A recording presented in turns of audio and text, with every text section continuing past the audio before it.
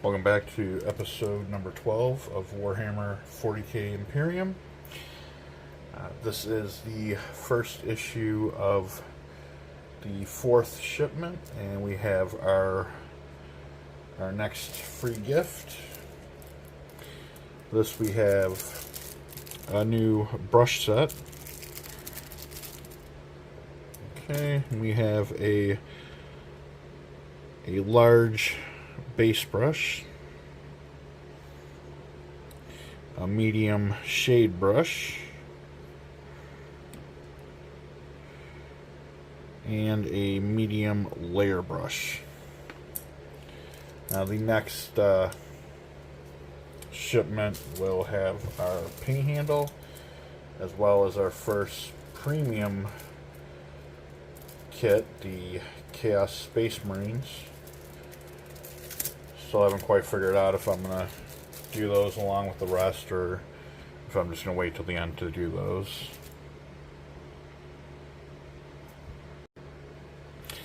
And this will be issue 12 of Warhammer 40k Imperium.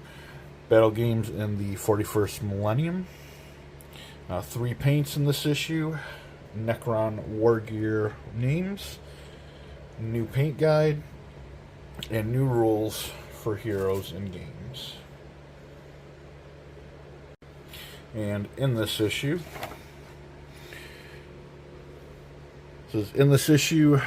you'll learn more about the Imperium of mankind and the demonic creatures that threaten humanity's realm.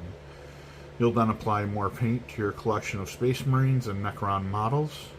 Both factions will then meet in an exciting playthrough that introduces new rules for heroes in the shooting and charge phases of the game. Happy hobbing. Okay, and this was a paint-only issue. We got our first wash. It's a Agrax Earth Shade, which is basically their brown wash. And we have Streamer Pink and Canoptech Oil, or Alloy rather, which will be going on the Necrons, specifically on their face and shoulders.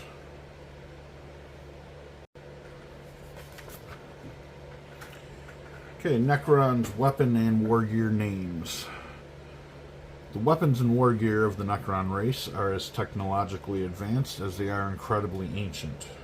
These devices are created, maintained, and powered by the eldritch science of the Necron's kinetic engineers, and their names reflect the incredible power they possess. Wargear the Necrons. All Necron dynasties possess vast crypt complexes filled with technological wonders, ranging from defensive dispersion shields and destructive disruption fields to arcane devices known as chronometrons, which can bend and shape the very passage of time. The Necron nobility take great pride in advanced war gear they can bring to bear. The most prized items in the Necron Lord's collection bear names that speak to their great power, as they are valued more highly than any of the Necron warriors who comprise their legions. And we have a table for naming such weapons. Necron Wargear Name Generator Table. It's a D33 chart. And you have options like Mind Shard, Void Orb, Light Mantle, Crypt Breaker. And I got a reminder on how to roll a D33.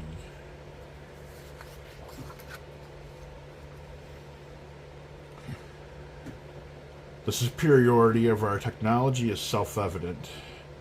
Our dynasties possess weapons that have slain the greatest of foes, are both mortal and divine. The names of these weapons are spoken in hushed tones. Void Reaper, whose blade tears the souls of its victims from their bodies. The Vaultic Staff, which can wreath a mortal in lightning and sear flesh from bone. What hope have the lesser races in the face of our matchless artifice? Zelkar, Cryptech of the Nihilus dynasty. Necrons' ranged weapon names. Necrons rely on their superior firepower to obliterate their foes. Their ranged weapons can atomize entire ranks of enemies in a blink of an eye. The deadliest of these weapons possess names that speak to their lethality, often referencing their ability to disintegrate their foes and send the Necrons' enemies running in abject horror. The ranged weapons borne by lower-ranking Necron nobles in elite formations of bodyguards and immortals are often named by those who wield them. A royal warden, for instance, may name its relic Gauss Blaster for the destruction it has wrought. Necron's ranged weapon name generator table. Another D33 chart. We have Voidborn Disintegrator, Baleful Streamer, Searing Annihilator, Infinite Exterminator. Necron melee weapon names. Whilst the strength of the Necron Legion is based upon its ranged firepower, the Necron nobility and their most elite units favor melee weapons. The weapons wielded by the Necron nobles often double as a symbol of status or office, and they are given grandiose names to signify their importance. Necron nobles favor blades and staffs, for they are viewed as honorable weapons befitting of royalty. The nobility are supremely arrogant and often give their weapons elaborate names. Necron melee weapon name generator table. D33 chart. Obsidian Scepter, Fractal Staff, Lightless Doom, Cosmic Scythe, Godslayer's Blade.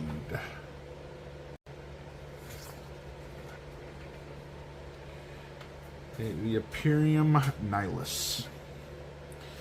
The Imperium Nihilus lies beyond the rolling warp storms that make up the Great Rift. Cut off from Terra and blind to the Astronomicon's light, those who dwell here face a legion of nightmarish foes. And depicted here we have Abaddon the Spoiler's Black Legion strike at the worlds of the Imperium Nihilus, slaughtering all in their path. The region of space known as the Imperium Nihilus is cut off from Terra and the Astronomicon, the psychic beacon by which Imperial ships navigate the warp. There remain only two stable paths through which reinforcements can make the journey from the Imperium Sanctus to the Imperium Nihilus. Isolated from the rest of the Imperium and unable to communicate effectively with neighboring systems, each world in the Imperium Nihilus stand alone against the darkness. And many of these isolated planets fell in the nightmarish days of the Noctis Eternia, when a shockwave of psychic energy lashed the galaxy in the wake of the Great Rift's opening. Other Imperial worlds continue to hold out.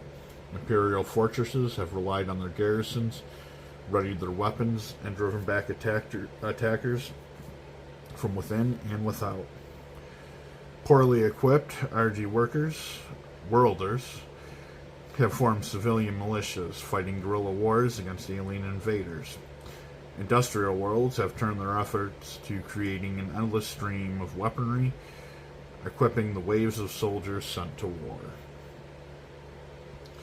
INQ REF 51441, Vigilus Sector, Imperium Nihilus. Report Warzone Vigilus, Nachman Gauntlet, Inquisitor Garion Val. The situation in the Imperium Nihilus is far worse than we imagine. Xenos and Heretic forces stalk the Nachman Gauntlet in their droves, and Vigilus remains under assault. Beyond the Gauntlet, communication between worlds has proven almost impossible. Without the light of our Astronomicon, our navigators can only plot short warp jumps, rendering warp travel both dangerous and slow. We must hope that those lost in the darkness can retain both faith and hatred, for age shall not arrive soon. Many worlds remain wholly isolated, believing themselves to be the last bastion of humanity amongst the darkness. Despair runs rife on these besieged planets, opening the hearts of the Imperial citizens to corruption and heresy. Governors, military commanders, and religious leaders have been forced to make terrible choices to commit horrific deeds in order to keep the light of civilization burning. Whilst human territories in the Imperium Nihilus are crippled, the same is not true for their enemies. Some Xenos races possess their own methods for traveling the stars without relying upon the warp. The followers of the dark gods of chaos, meanwhile, thrive amidst the madness, allowing them to strike as they please, forcing their way into reality to slaughter their beleaguered foes. Still, the loyalists of the Imperium Nihilus hold strong, their hope replaced by burning hatred. Space Marine chapter planets, inquisitorial fortresses, and Adeptus Sororitas Perceptifies shine as beacons of defiance amidst the darkness of the Imperial Crusade fleets, brave the chaotic tides of the Imperium to reclaim lost worlds. While faith in the Emperor remains, the defenders of the Imperium will not give in. Never before have I encountered such unbridled heresy. The cloying stench of chaos provides the Imperium and emboldens the heretic. I have overseen the purge of a dozen worlds, yet still more traitors rise from the shadows. The work of the Inquisition shall never be complete. Inquisitor Georgina Praxa, Ordo Herectus. The Nuckman Gauntlet. Nuckman Gauntlet is one of the two stable passages from the Imperium Sanctus into the Imperium Nihilum. It has been the site of several vicious battles between the Imperium and other forces who seek to control the route. The largest of these conflicts has been centered around the Vigilus system on Imperium Nihilus side of the Great Rift. Commander Dante. Commander Dante is the chapter master of the Blood Angels Space Marine chapter. The Blood Angels chapter planet Baal lies in the Imperius Nihilum. Named region of the Imperium Nihilus by Rabuk Gilliman, Dante is now responsible for commanding all forces in this region of the galaxy. He has sworn to purge the Imperium Nihilus of chaos.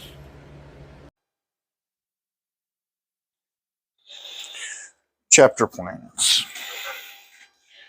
Many Space Marine chapters operate from a single homeworld, where they carry out their training, recruit new warriors, and rearm the forces. It is their sovereign domain, over which they have complete authority, and their chapter master is Lord of all. A Space Marine will willingly die to protect his chapter planet. Here, the Storm Reapers defend their chapter planet Juggin from the Chaos Space Marine invaders. The origins of chapters' domain over their homeworld are as varied as the chapters themselves. For most first founding chapters, their homeworld is that which was once their primarchs at the birth of the Imperium. For those chapters from later founding, some now rule worlds since seized by Imperial Crusades. Others liberated their planets from tyrants, captured them from Xenos traders, or were gifted them as a reward for loyal service. A great many chapters cannot account for how their chapter planets came to be. All records lost, destroyed, or hidden. Regardless of its origin, the chapter planet is a Space Marine chapter's realm and bastion, and they will defend it to the last. Many chapters rule feral and death worlds, chosen specifically for their deadly nature and treacherous, hardy populations who face a daily struggle for survival. In these conditions, only the toughest survive, and the strongest of them make excellent recruits. Whether forced to by high casualty rates or because their chapter planets lack a large enough population, some chapters recruit from multiple worlds. Others demand aspirants from worlds they have liberated or have ties to neighboring worlds who provide them with the recruits they need. The culture of many chapters is shaped by their chapter planet. The salamanders are masters of the forge, a talent shared by many on their homeworld, Nocturne. The space wolves, meanwhile, take hunting trophies just as did the heroes of Frisian myth, sporting them in their power armor as a reminder of the feral ice world on which they were born. Fleet-based chapters. Fleet-based chapters utilize vast fleets of starships as their center of operations. Fleet-based chapters have no homeworld to speak of, and they are largely nomadic in nature, crossing the galaxy aboard strike cruisers, battle barges, warp-capable star fortresses, and other gigantic vessels.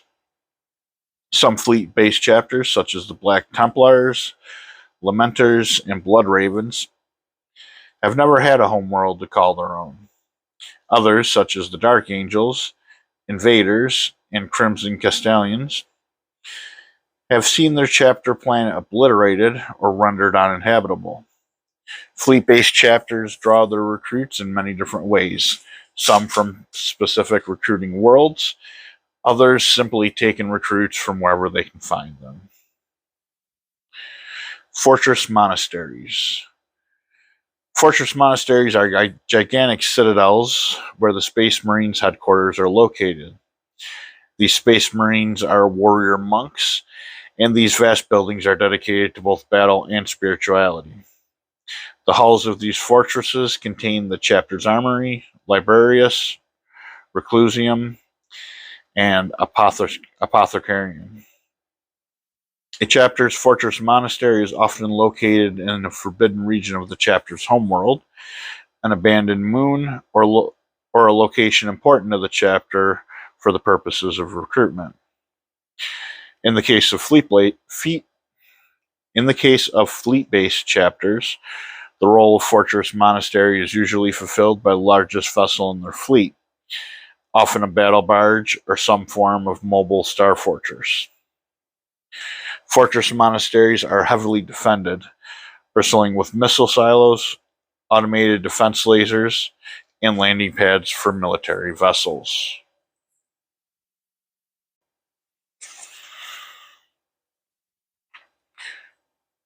Chaos Demons. Demons are nightmare-given form. With fanged maws and tearing talons, they reach into reality to harvest the souls of the unwary. No enemy of the Imperium is more terrible than the demons of chaos. They are numberless foot soldiers of the dark gods, wrought from the very essence of the Imperium. These monstrous forms are shaped by the darkest nightmares and cruelest desires of mortal beings. Inquisitorial report: Demons. The warp entities that mankind refer to as demons are an ever-present threat to civilization. Wherever these fiends set foot in a real space, death and despair are sure to follow. These beings cannot be reasoned with, for they know no mercy. Their hellish weapons, scything talons, and unholy sorcery have been the doom of countless worlds.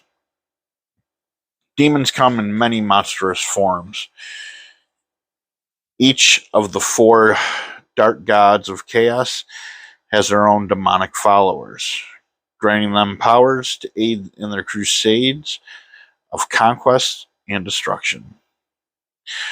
These creatures may be native to the warp, but there are many ways for which they can enter reality. Warp storms, the minds of untrained psychers, or the summoning rituals of the chaos cultists all provide a method for demons to break through the veil. Since the opening of the Great Rift, the predictions of demons of chaos have only increased. The Inquisition must be more vigilant than ever, for never has the dark god's cursed kin represented such great to the Emperor's realm. The Chaos Gods. Khorne. Khorne is the blood god of anger, violence, and hatred. His demons are red-skinned monsters, clutching hell-forged blades who seek only to conquer and destroy all in their path. Nurgle. Nurgle is the chaos god of plague and decay. His demons are bloated with rot and covered in pus-filled boils. Most are jovial creatures who take pleasure in spreading disease across the galaxy. Tzeentch. Tzeentch is the chaos god of change, an ever-scheming god who is associated with sorcery. His brightly colored demons go to war with vibrant, destructive displays of magic. Slaanesh. Slaanesh is the chaos god of pain, pleasure, and excess. He is the youngest of the chaos gods. His demons are both beautiful and horrific, with lies, graceful bodies marred by monstrous mutations. To read the Emperor's tarot is to foresee the fate of the worlds.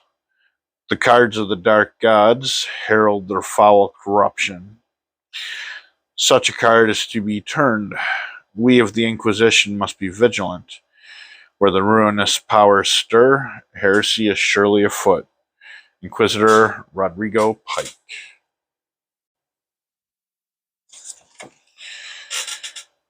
Okay, we have how to paint with shades.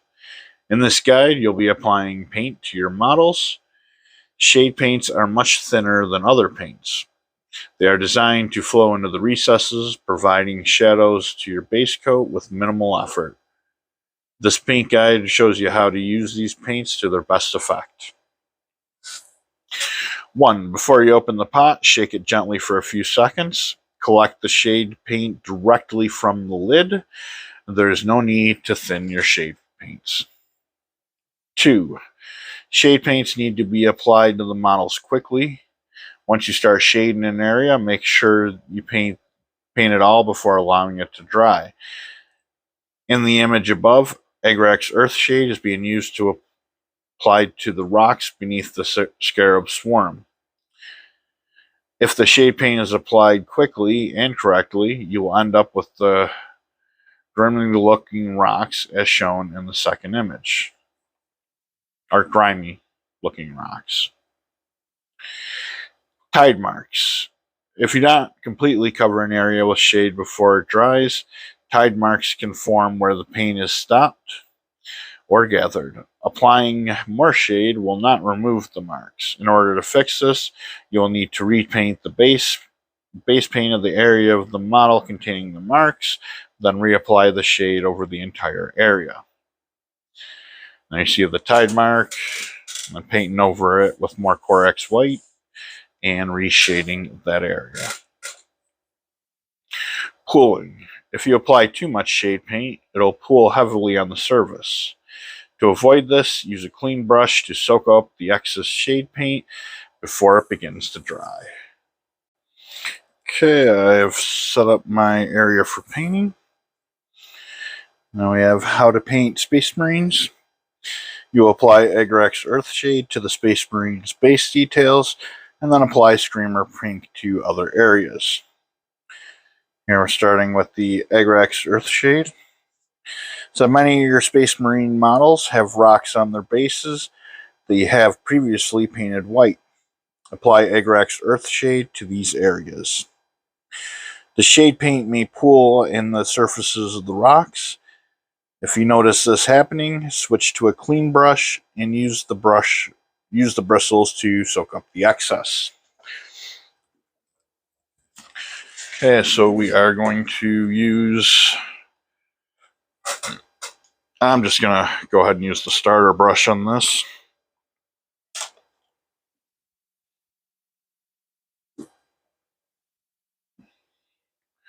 Get all that soap out of there.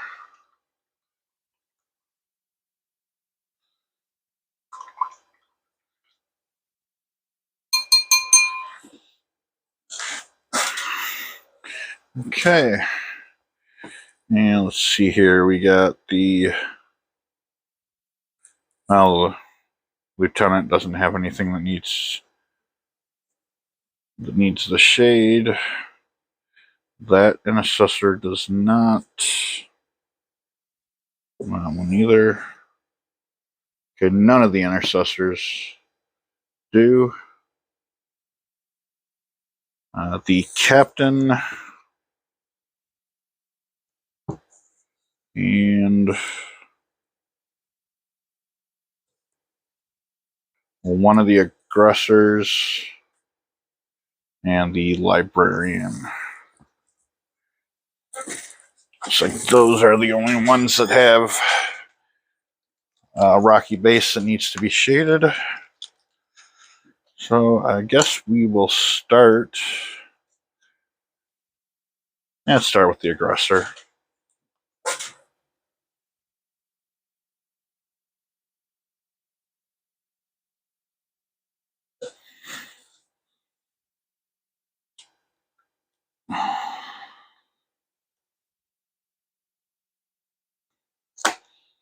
Okay, let's shake that shade up real quick. Okay.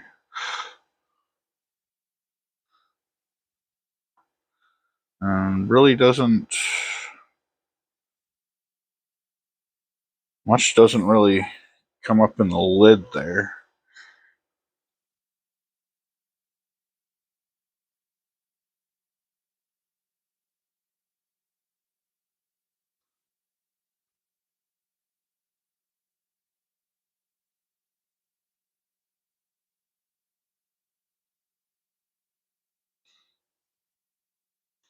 But then again, you don't need much.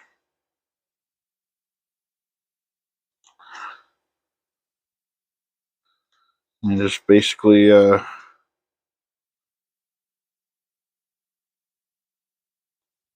trying to cover the whole thing there with the shade.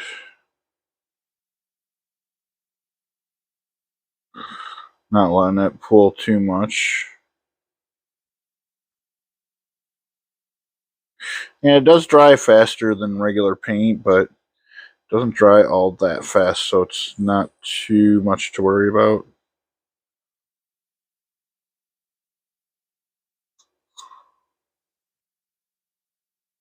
Okay.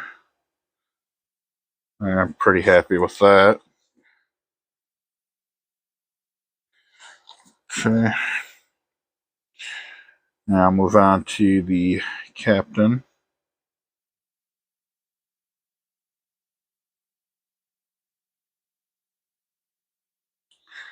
I'm trying not to get it on his power armor.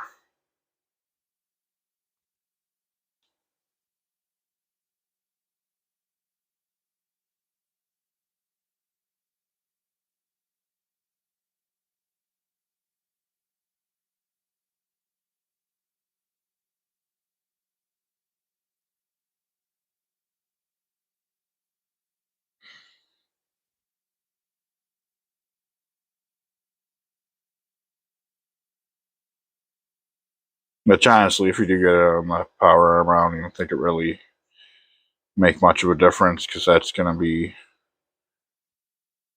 I'm sure that's going to get a some gnome oil over it, which is their black shade, so that shouldn't be an issue at all. Okay, now finally the librarian.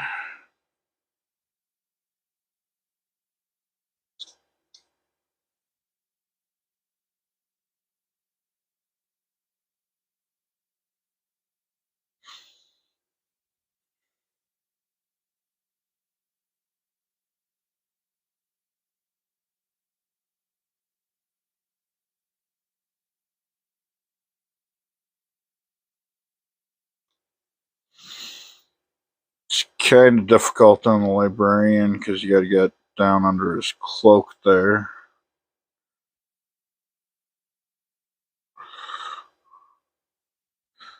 But again, even that too, that's going to get a wash over at some point too. So get a little bit on there. I don't think it's really going to destroy anything. Just gotta try and angle the brush best you can to get down between his legs there.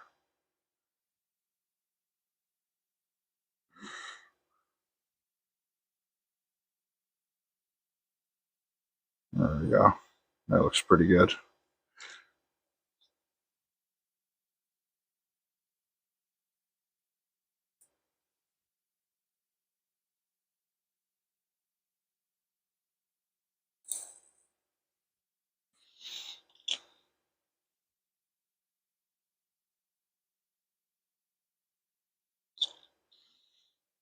Missed one little rock there. There we go. Okay.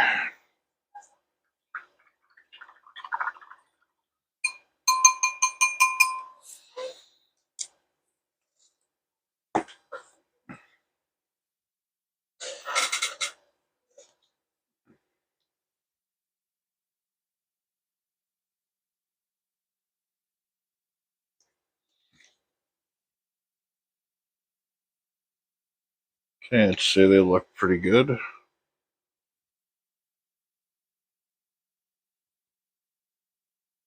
Okay, the bases of the 3 here have been shaded. Next up, we have Streamer Pink.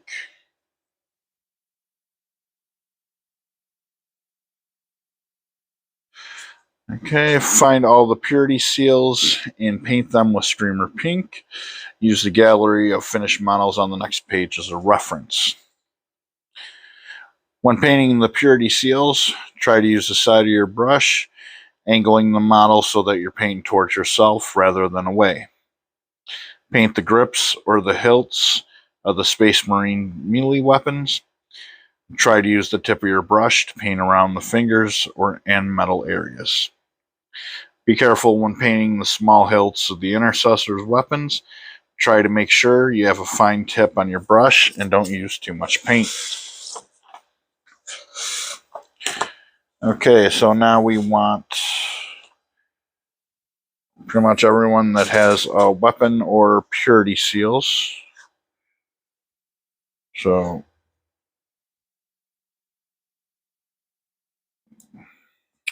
the lieutenant's got some purity seals.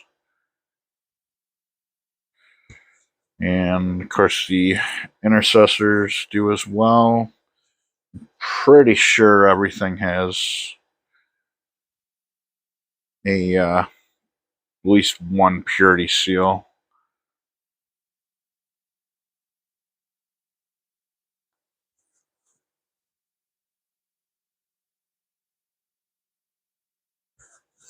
Yeah, that's going to be all of them.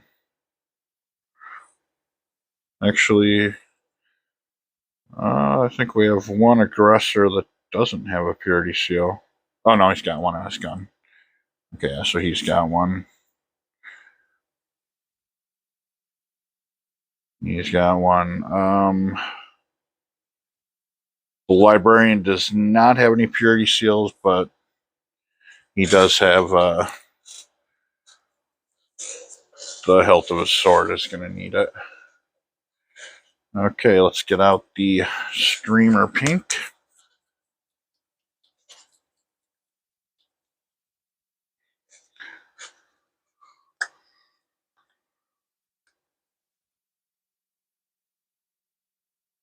Okay, and it's this a 3-to-1 or 4-to-1?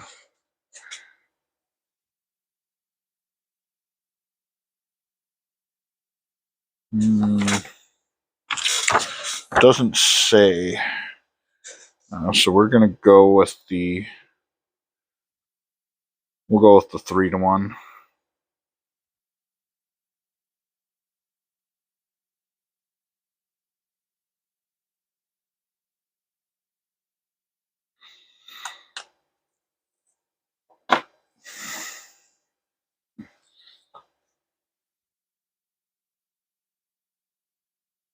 Get that thing down real good.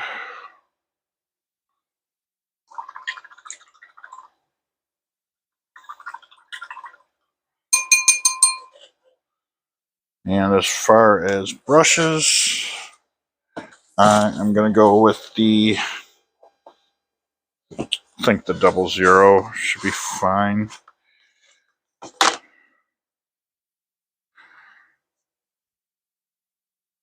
Yeah, we're going to go with the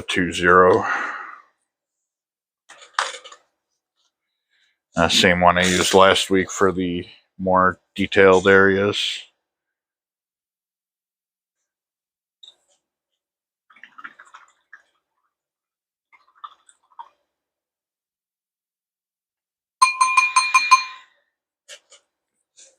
Okay, now he's got one here, one in his leg.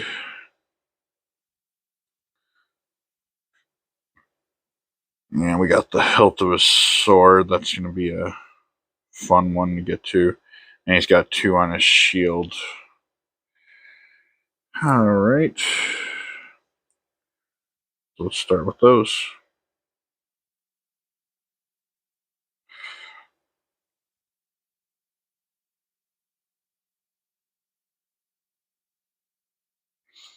Okay, this is seeming awfully thin here. Okay, why is that? Might have to dry the brush off. That's coming out extremely watery. Might have to add a drop of paint to that. Let's see.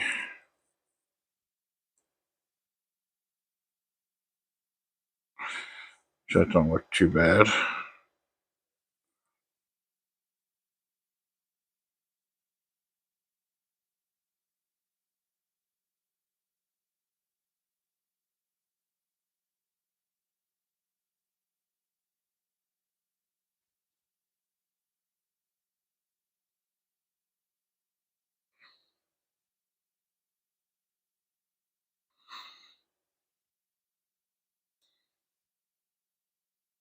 Colors actually looking more purple. But again, that's only the first coat, so.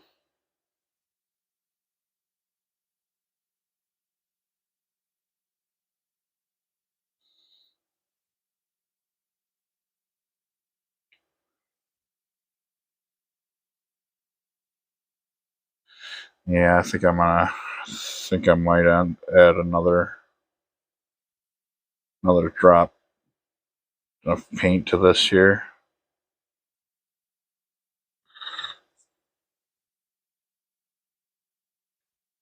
This ain't looking too good.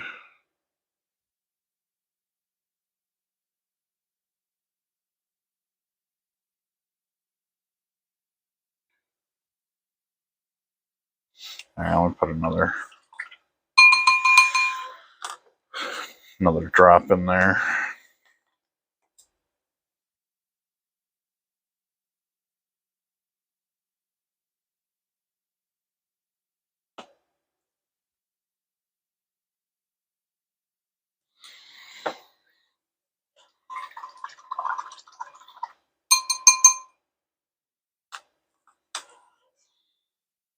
Okay, we got the 2 on the shield.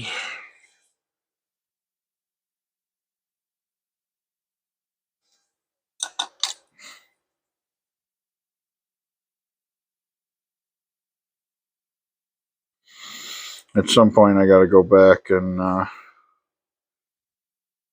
get the inside trim on that shield. That's all supposed to be gold. So, I don't know why I didn't do it at the time, but it just don't look right now.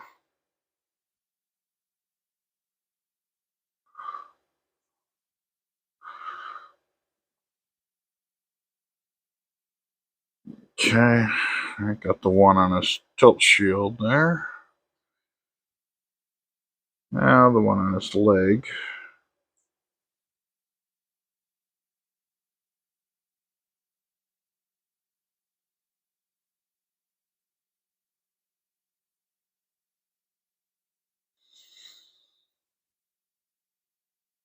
Okay. Alright, those are his purity seals. Now let's see if we can get the hilt of his sword here.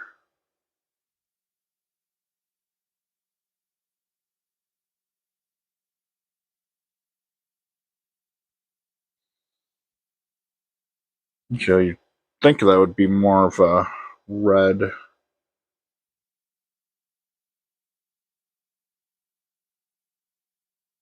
But it wants it streamer pink. We're making it streamer pink. Yeah, definitely got to do a lot of manipulating here to get to that. Getting to this part can be real difficult.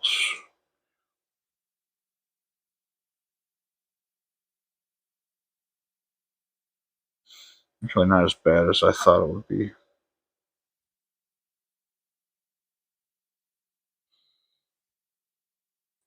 Those last two notches there are going to be a bit of a pain.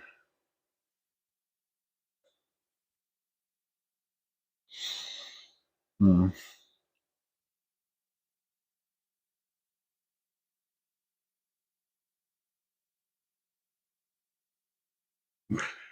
Okay, looks like it's going all the way. Actually, I never glued his arms on. So let's just go ahead and remove that. Or make life a whole lot easier.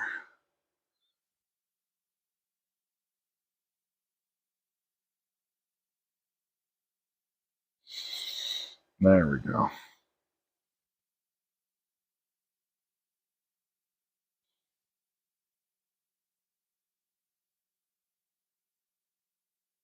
Okay. He is done with his first coat. And as I said, the intercessors, at least these intercessors, do not have any purity seals. I believe the intercessors next week do.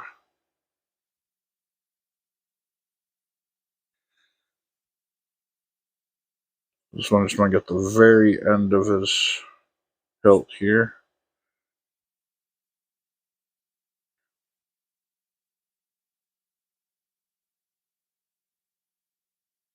Now, this one I'll probably have to end up touching up. So it's very tight there.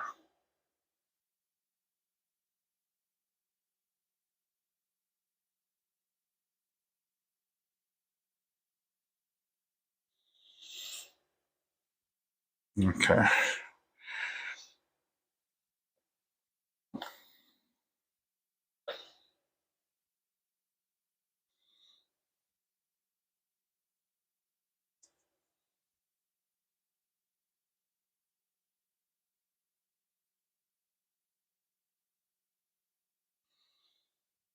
And you really want to get when you get to the inside there, you want to get the part of the handle that's going up around his fingers there.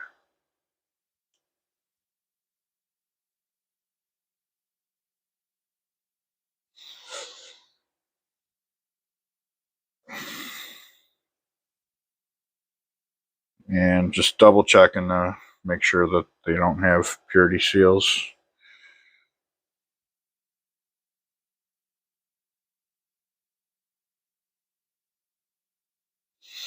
You don't want to go back if you don't have to.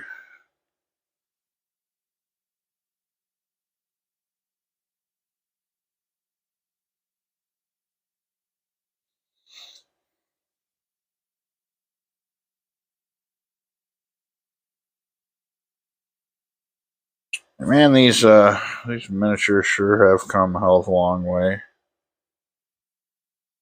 Brother was showing me the other night some miniatures he had from back in the day, and let's just say they were nowhere near this detailed. I don't know what version of the game that would have been, but it was very early 90s. So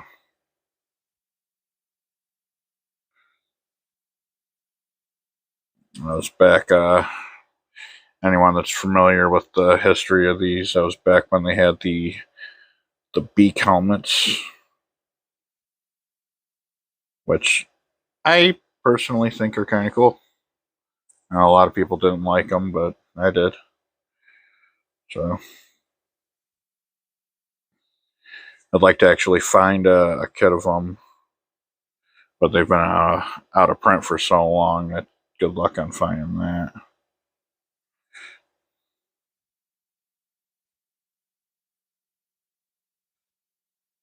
Okay, this is.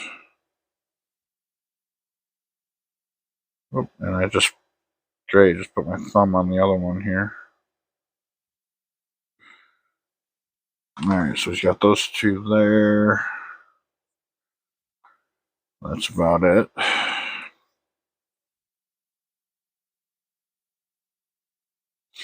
Then we have his sword hilt.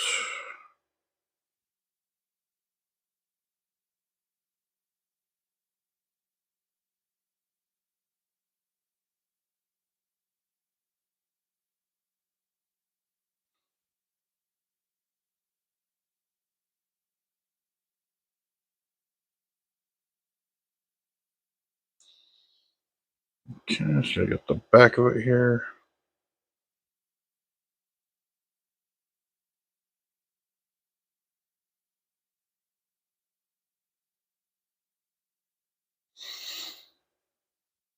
Okay.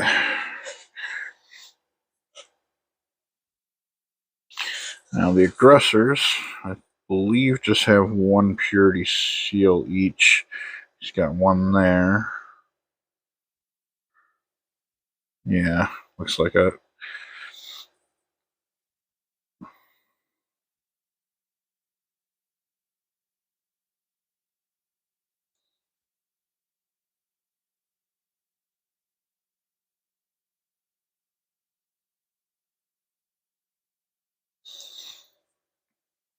So pretty simple. I just go around the outline of it, so I get the depth of the seal. I'm gonna just go back and fill it in. Not much to it.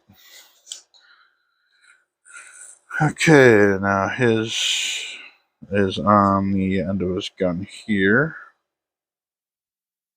or his Flamestorm Gauntlet.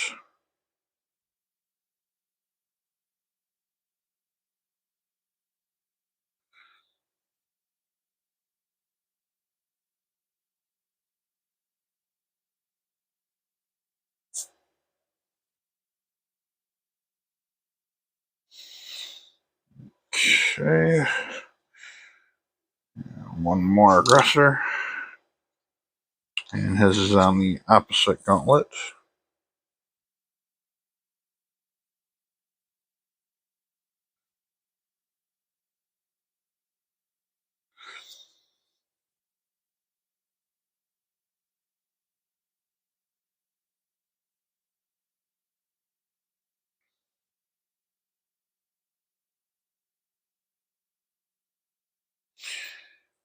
Okay, looks like a little bit of the wax seal extends over the gun.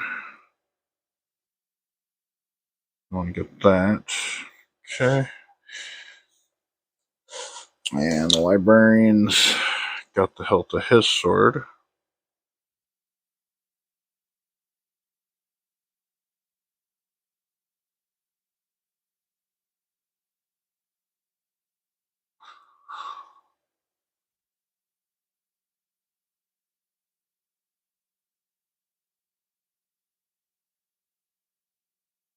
Okay. And I'll try and just get in here. Get that inside of it there. Yeah, you can see a little bit going in between his finger and palm here. That I'm going to have to go back with some bed and black. Touch that up. Alright, but right now I'm going to go ahead and do a second and third coat of these guys and then move on to the Necrons. Okay, Marines are done for this week. Okay, and I am just going to go ahead and put them back in their foam case here. Now, I know I brought this up the 1 week when I lost audio, but this is a little foam tray here, and so I didn't realize I bought the 3-inch tall one. I was going to have all the miniatures laying down, but I figure with the 3-inch, just have them standing up. And what it is you can see different size compartments here. If you look, it's you can see it's perforated. It's called pluck foam, and what you do is you tear out these little cubes, and it's not cubes all the way down, and there's only the grid here, and each one is 3 inches long. So you pluck out the whole thing, and then you just make it to the size you want for. Okay, intercessor. And for the purposes of that, I've been numbering these as I go, because some ones, even the same type of model, like the intercessors here, might be different sizes because of the way they're holding their weapons out. Like, see, these guys are 3x4. This dude that's holding his weapon straight out and straight up with the chainsword, he fits in a 3x3. I got him there. And the captain, and the aggressors. And so when it's all done, they're not going to be organized by unit. They're just going to be organized by the order I got them in. So that's it for the Space Marines. Let's look at the gallery here. Make sure I didn't miss anything. You got the seals. Yeah. No other red detail or screamer pink details. Okay, so now we got the Necrons. It says you will now apply Agrax Earthshade to the rocks on the bases of your Necron models and Kinetic Alloy to their bodies. Okay, we have here number 1. It says shade the rocks on the Necron's bases. Try to avoid the crystals on the Overlord's base, as they will be painted later. Correct with Corax White if you make errors. Shade the ruins on the Plasmacyte's base. If you get any shade paint on the metallic area, simply clean your brush and then brush it away before it dries. Okay, so get my palette back out here. And the Necrons. This is going to be quite a bit longer because there are significantly more Necrons.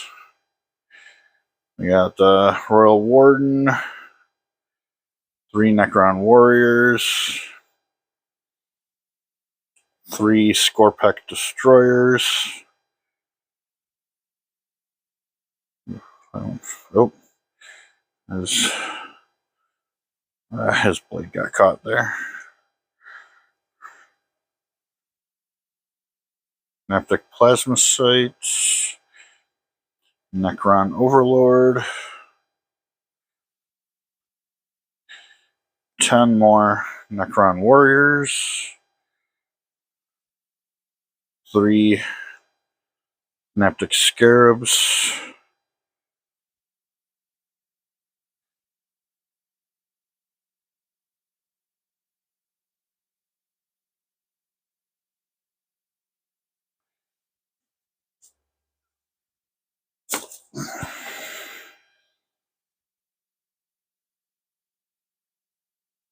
and the other Necron Warriors.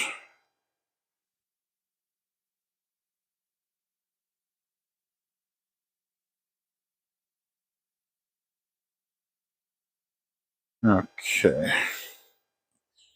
Now, let's go through and pick out the ones that have bases that needed to be shaded.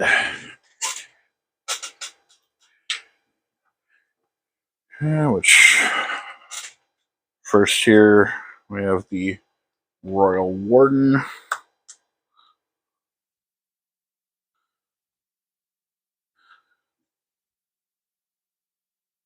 It's got a little rocky base here.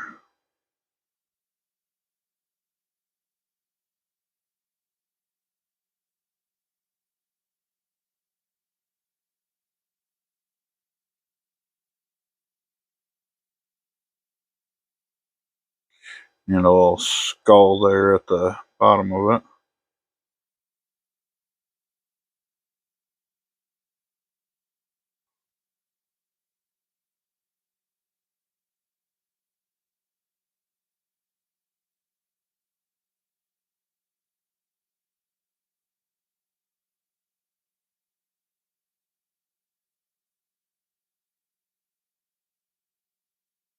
That front part looks a little light. There we go.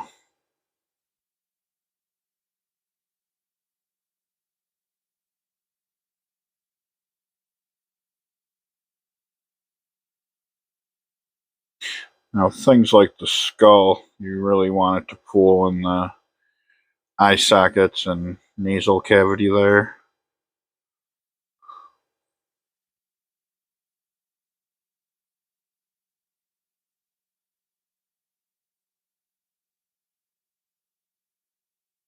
And that looks pretty good.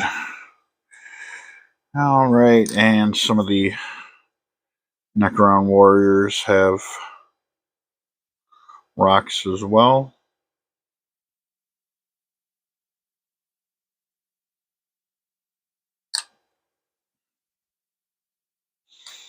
It's a good thing about shades is it goes pretty fast. You don't have to, you don't need a great deal of accuracy, you just gotta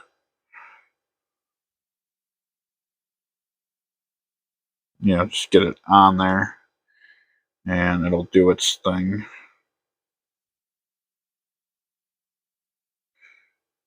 But at the same time, you don't want to put too much.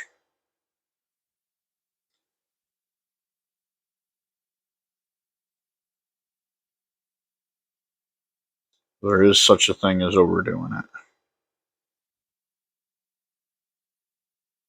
See, I would have thought that the Agrax Earth Shade would have gone on the metallic areas too, or at least the brass and gold areas. I know for silver stuff you use Nuln Oil.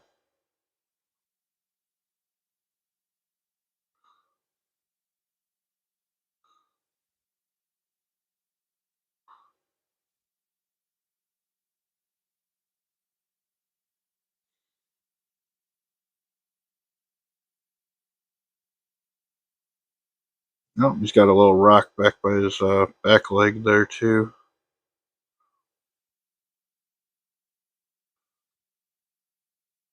Almost missed that one. The small one.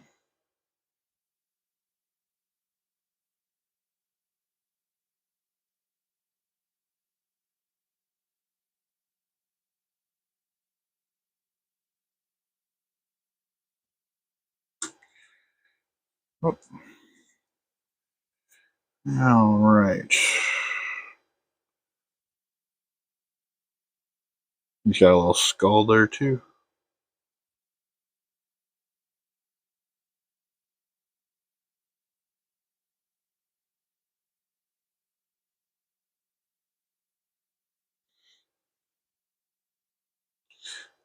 I'm gonna try and control the bowling.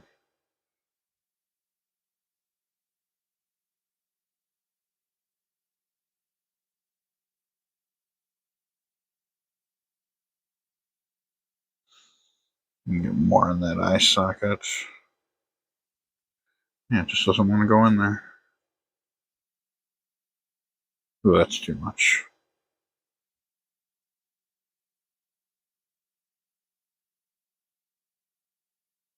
Yeah, that looks good.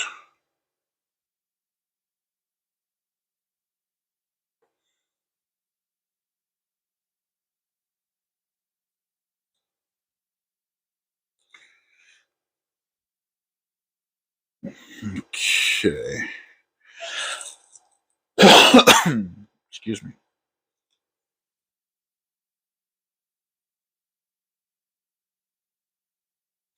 Oh, just more of the same, just more or less slapping it on there and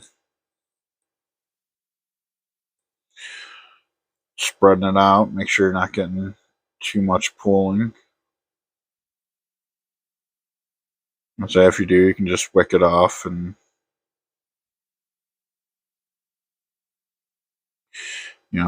distribute it elsewhere.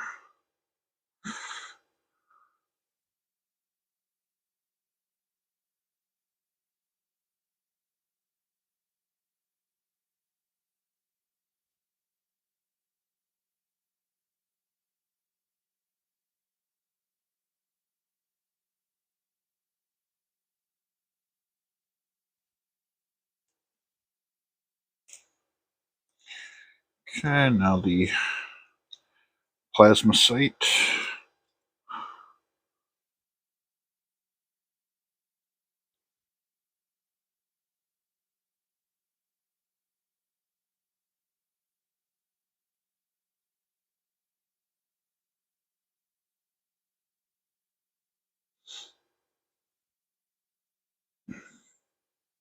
Yeah, shades are really an amazing tool. Just add that extra definition.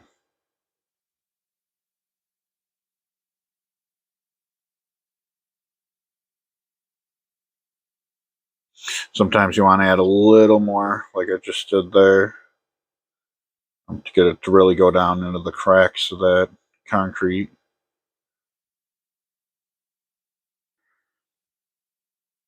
You want stuff like that to really stand out.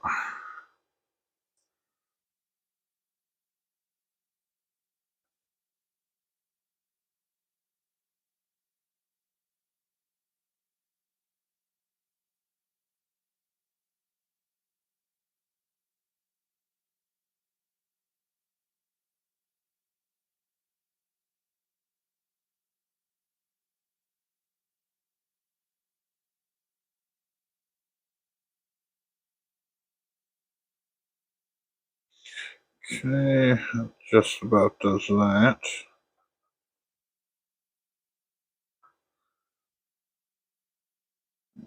Yep, got a little up here I missed.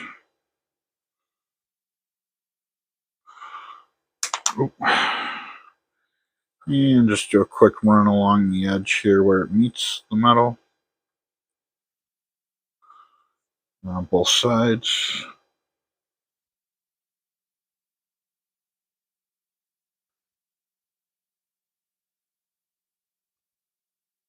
I want a nice definition line there too.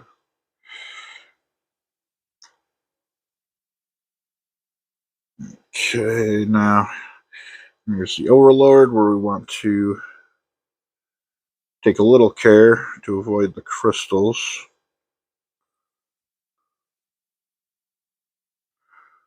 But as I said, if you do get them, just paint back over them with Corex white. Be good to go.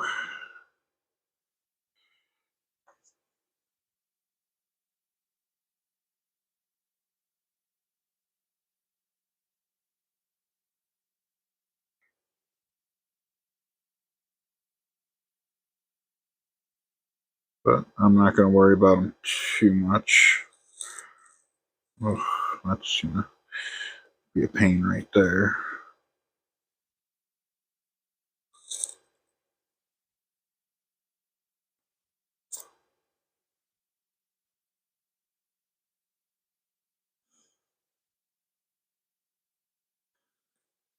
See.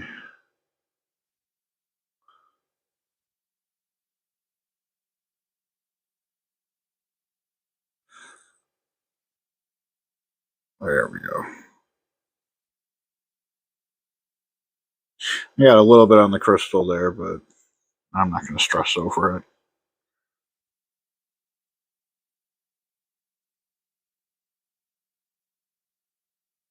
I don't think it's going to make that big of an impact.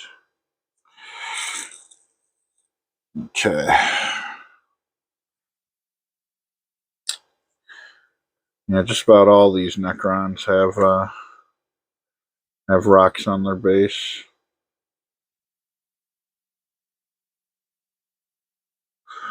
So again, another reason to hate Necron warriors.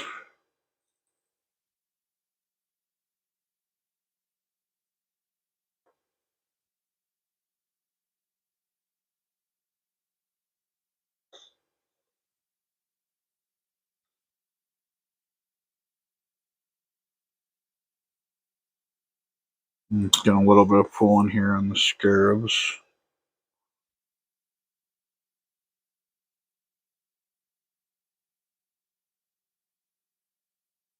And again, it doesn't dry as quick as the instructions there would suggest. So if you do make a mistake, you do have your window to fix it there is pretty forgiving.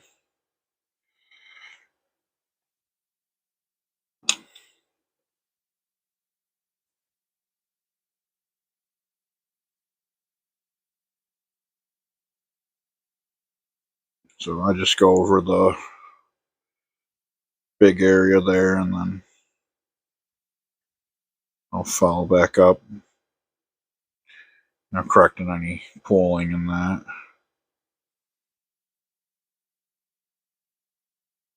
And the cool thing about that is if you do get some pulling you gotta fix, you can just draw it on your brush and move to an unpainted area or an unshaded area and redistribute it. Just like that.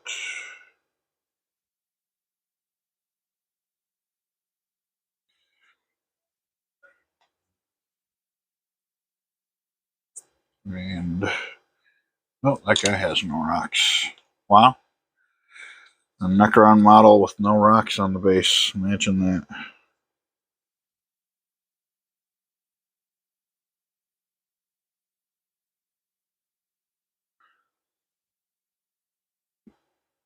I literally think that's the first one that didn't have it.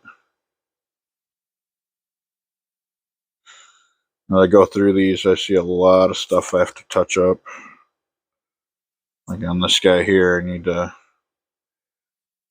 go over the Runelord brass on his feet from when I painted that rock.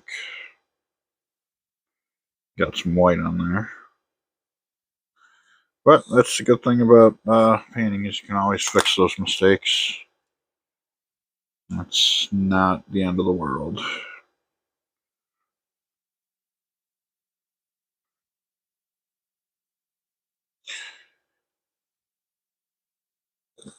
I still got Armless over here. Yeah, I'm not going to glue his arms back on until they're completed. And I totally didn't even paint the scarab on that formation at his foot.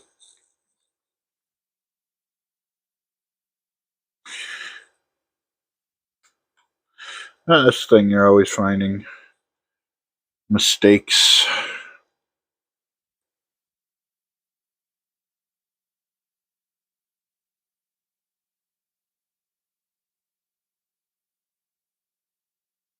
Which gets really annoying when you're a perfectionist and you spend all your time trying to fix every little mistake.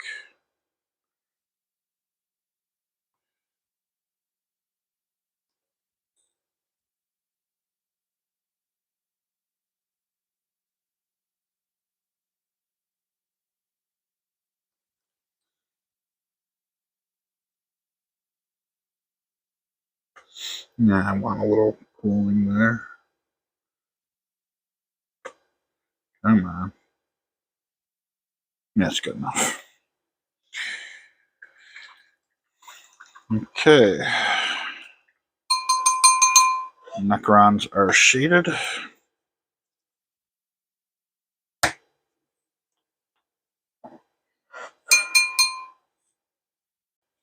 Now I'll move on to the next step here, Kinetic Alloy. So let's paint the faces of the Necron warriors. Thin your paints so that it is roughly 4 parts paint to 1 part water. You'll need to apply 3 coats of this paint. Paint the Necron warriors' shoulder pad plates, angling the model to one side. Will help you paint the edges and the underside of the plates without hitting the torso. Paint the destroyers' faces. It's fine if you leave a little Rune Lord brass in the recessed areas, as this will provide shadow and depth of color. Paint the destroyer shoulder pads. Make sure you apply 3 coats. Allow each layer of paint to dry before applying the next.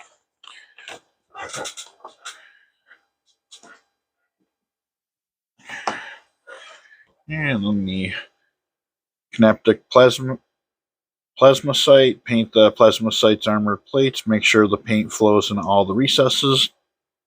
Be careful to avoid the black details beneath the plates. Paint the faceplate at the front end of the Plasmacite's body. Try to avoid getting paint into the eye. If you do, make sure you clean it up with Corex White. Paint the details at the end of the Plasmacite's proboscis. Again, be careful to avoid the white orb. Use the tip of your brush for accuracy. Okay, paint the Royal Warden's shoulder plates and be careful to avoid the black areas when painting the inside and underside of these plates. Finally, paint the command nodes emerging from underneath the shoulder pads. Try to avoid the head. Angle the model to reach them.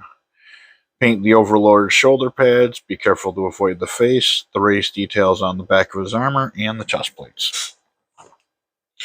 Okay, so Necron warriors and destroyers are getting the alloy on their face. Everyone's getting it on the shoulders and the command nodes for the Royal Warden. Okay, so I'm going to go ahead and start with, well, again, I'm just going to go in the order I have them in here. So first up would be the Royal Warden. And let's see here. Okay. So I got my alloy. And said to use a 4-to-1. So I don't know what the hell spilled in this, but it's like a red. I don't know if you can see it there, but it's like a red wash almost around the outside of this bottle.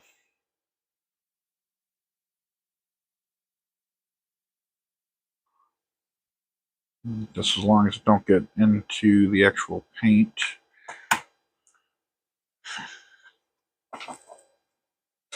Get some water there.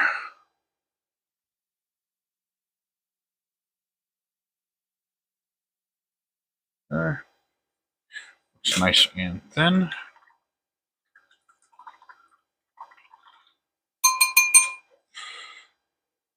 And again, we're going to go with that 00.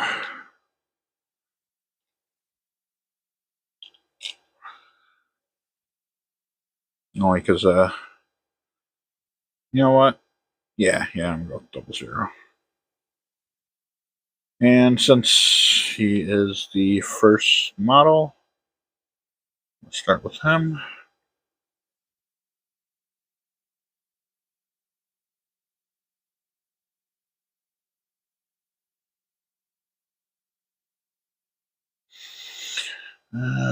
Just like any other paint over metallic, it's going to take a couple coats to actually be solid coverage there.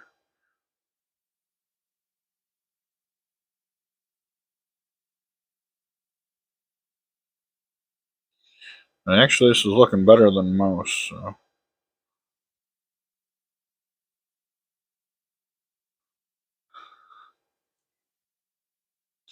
And it's kind of hard because just them both being metallic, it's not that easy to tell where you have or haven't painted.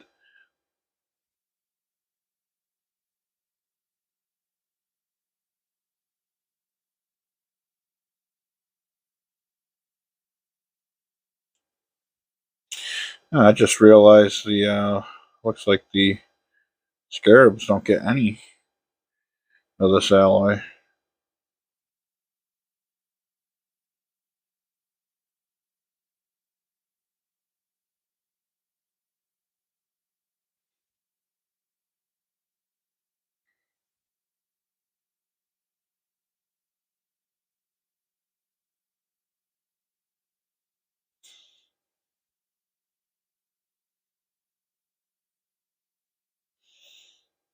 Okay, I'm just trying to get that under edge of the armor there, or the shoulder plate, without getting underneath it.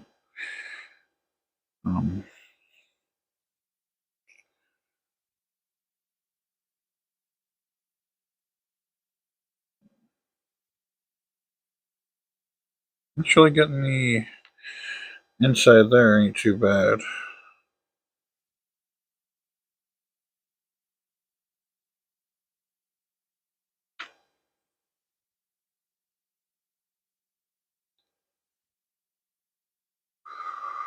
The Royal Warden here's got a lot of space, but I have a feeling that's going to be a nightmare on the Necron warriors. We'll see. Again, got to avoid getting any on the head there.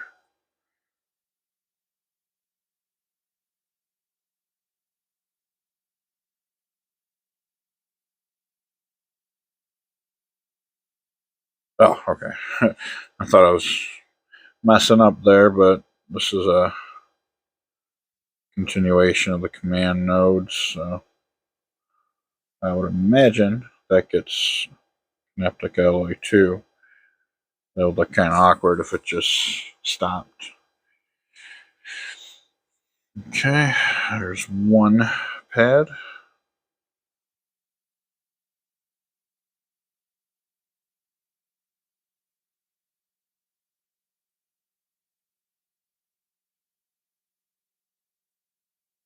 Just repeating the process on this other side here.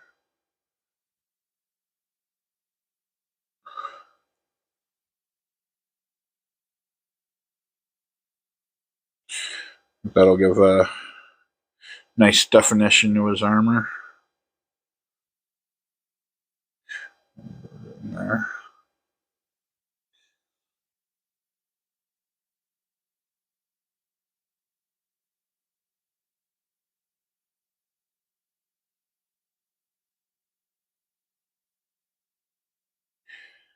All right, go right up the node here.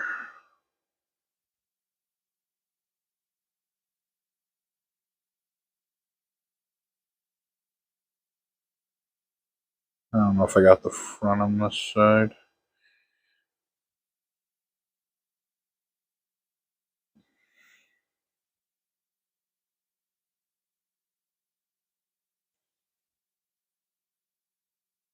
Okay, now get the inside of it there. I think I'll actually get better coverage on the inside because got a lot of black in there when I was painting the spine, so hopefully I'll get better coverage.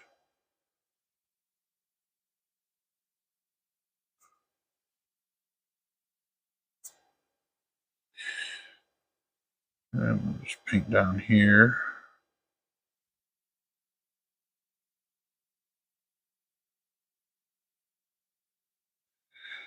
And there.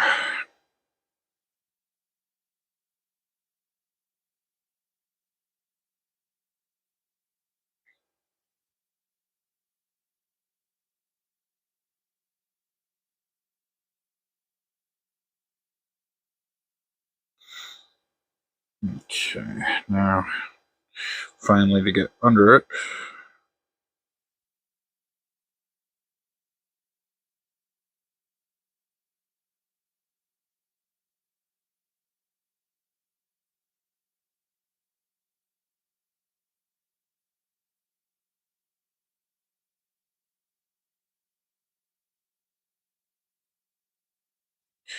Okay, and that looks pretty good.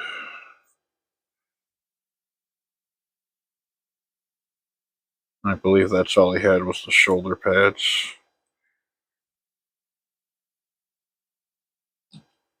Okay, now I'm gonna do one of these Necron warriors. I'm not gonna do all 10.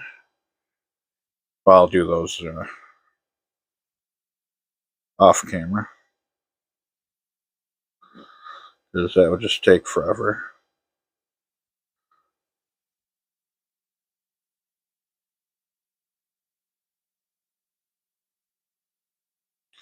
But this particular one I'm doing is the one with battle damaged face or head.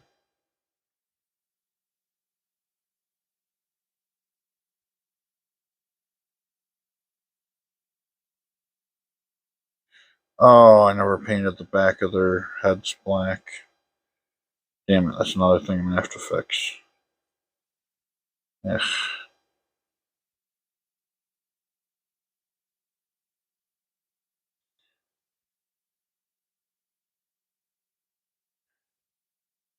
Alright, yeah. These little gear-like things on their head.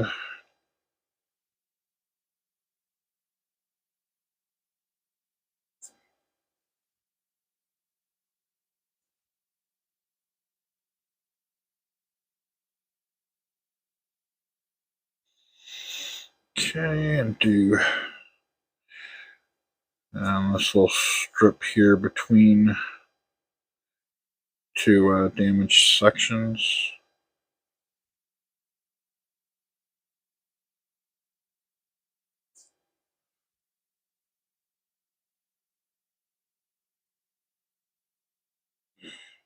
Got a little bit in the brains there, but worry about fixing that when the time comes.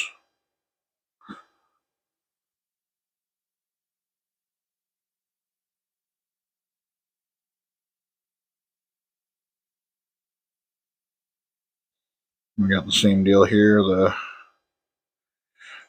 shoulder pads, shoulder plates, whatever you want to call them.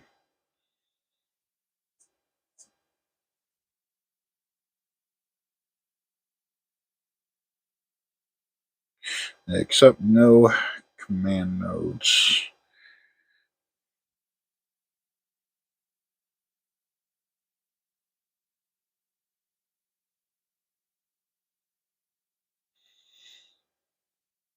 I think I can get away with this here without disassembling them like I did to do it last time.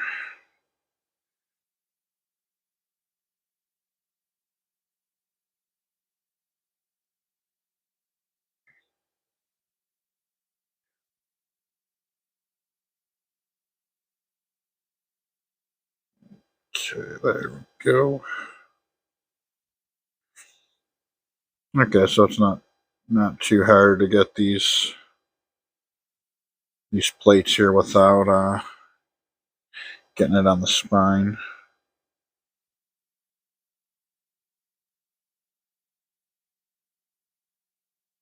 That's pretty good.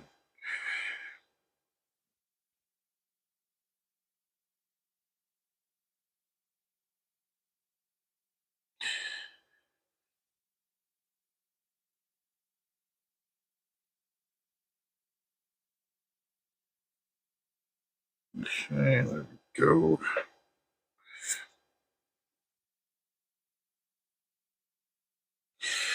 Just take your time, be careful, and shouldn't be much of a problem at all.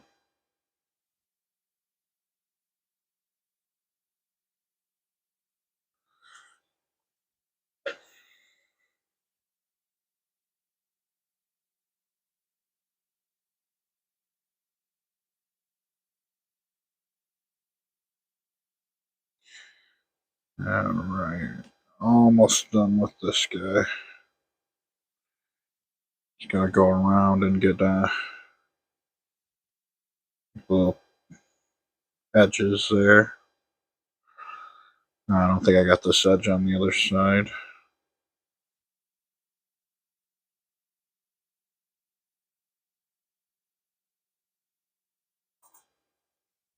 Looks like I did. Okay. Necron Warrior number 1.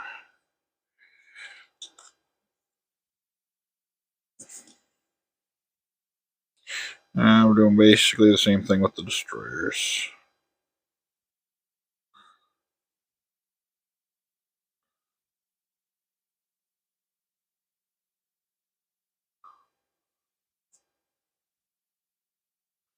Now looks like these guys I'm gonna have to go back to with that black and touch up the back of their heads. Looks like I really didn't get between the gears that well.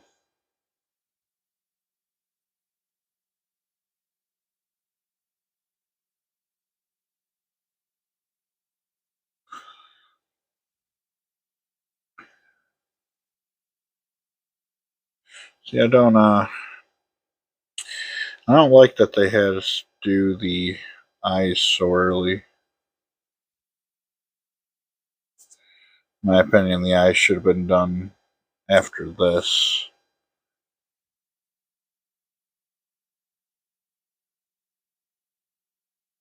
But, you know, it's done is done.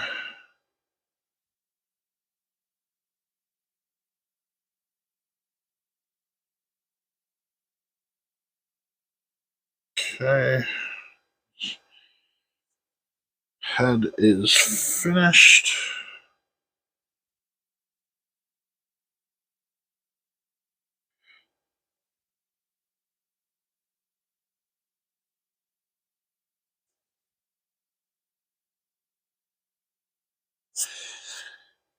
Just getting that kinetic alloy on his shoulder pads here.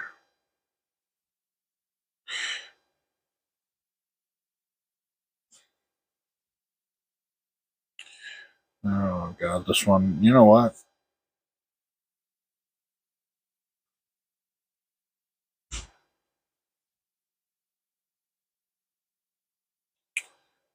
think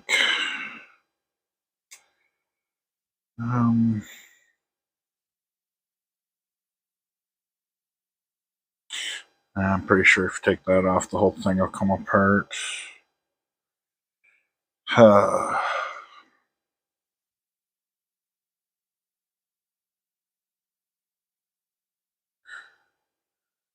See if I can just get the brush down between.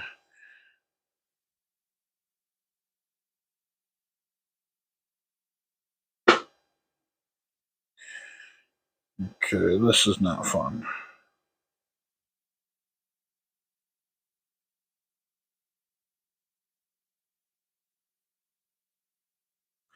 Yeah, I think that's as good as it's getting.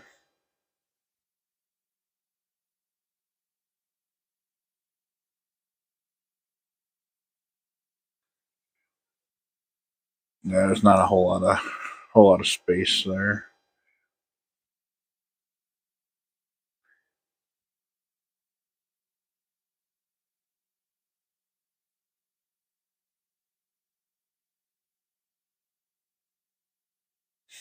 However, there's plenty of room underneath those shoulder plates.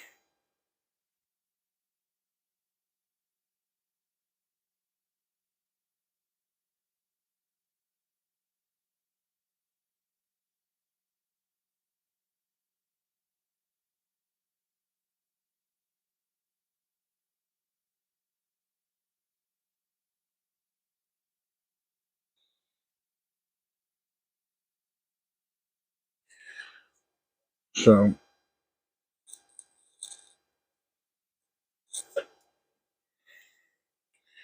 it's possible to get in there, but not very well.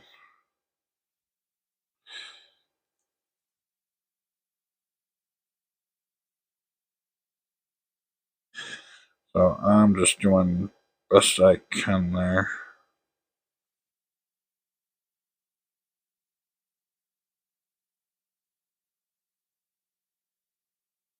I'm getting a little bit on the black, so that's going to have to be touched up at some point.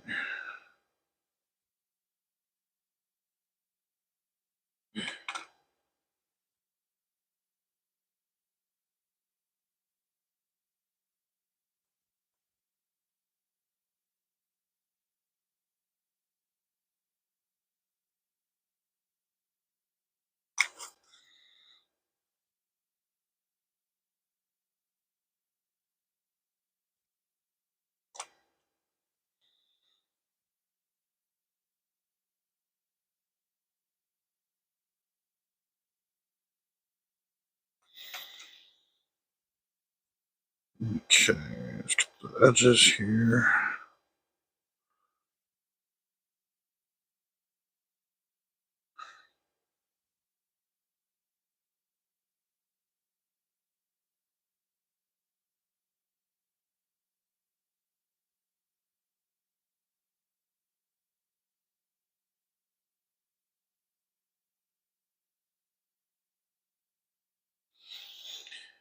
Now, right now, only thing left to do here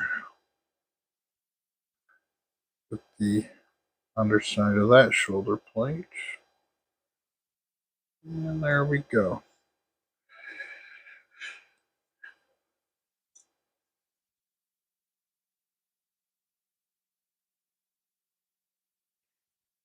Okay, now the plasma sight. Got the same thing, head and armor plates.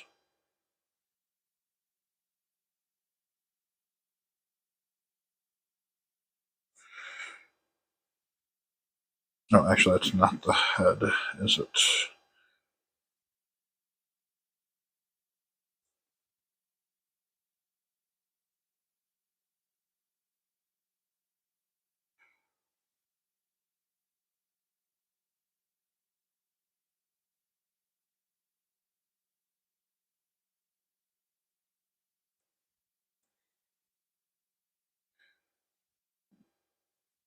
That's the end of the tail.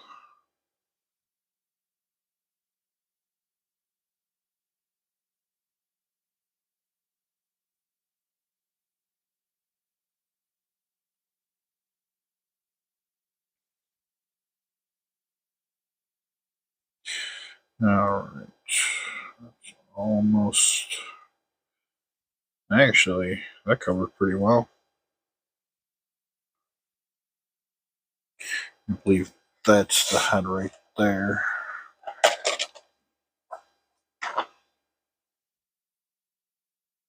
Yeah. And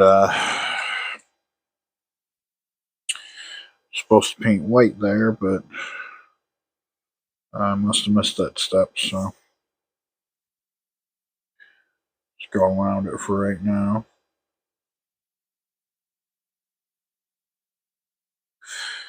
And we'll come back at some point and touch that up.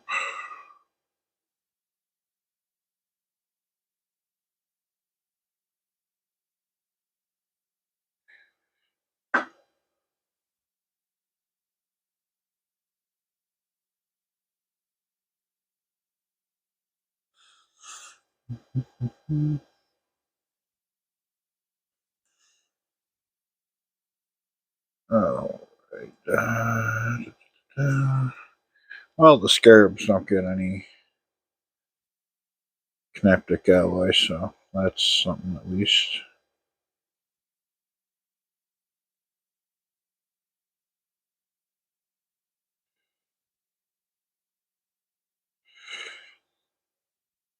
Okay, now plates and these ones, I'm going to start with the inside first. At least these ones don't have those spines sticking out. So they're pretty easy to do.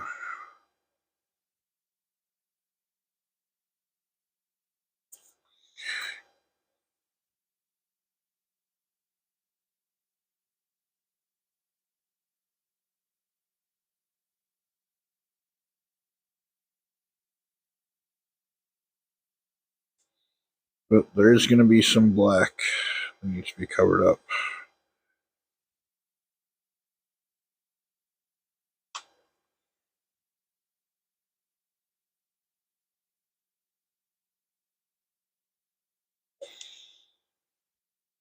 Alright, so the insides of those are done. And now we just want to paint the rest of the plate.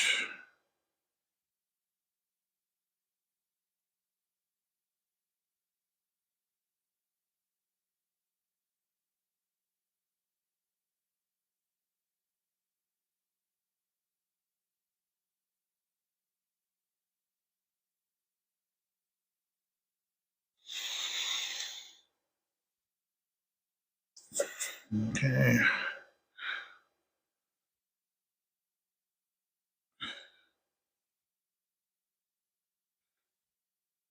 And this one I could actually be using a bigger brush for, but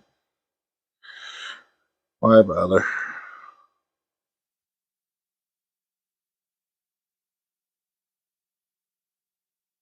Okay. There we go. Now I gotta try and get under that, which actually don't look too bad.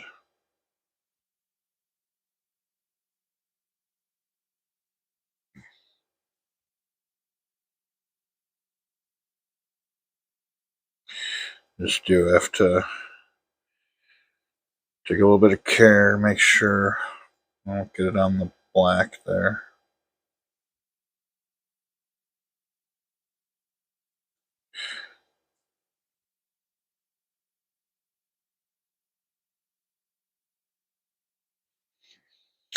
Times like this, I really wish I did it in sub-assemblies.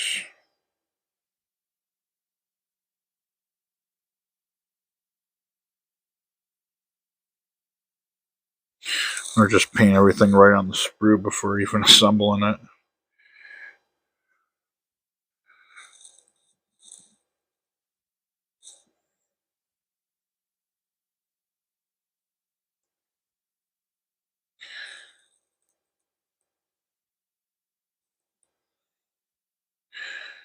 Okay.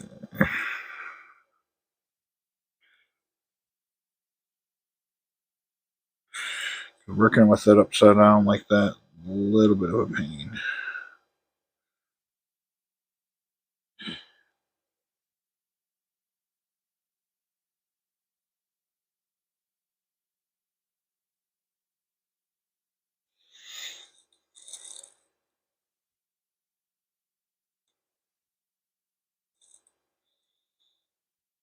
Okay, I think that's everything there.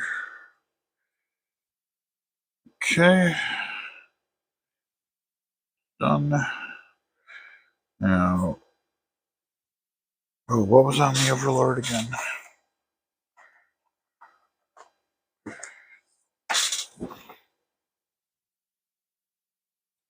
Okay, just his shoulders. Okay. Is it that whole chest piece?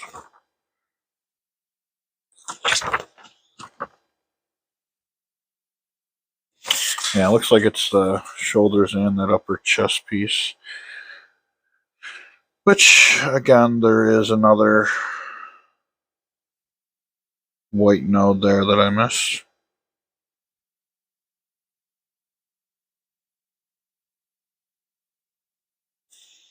So how far does that go, though?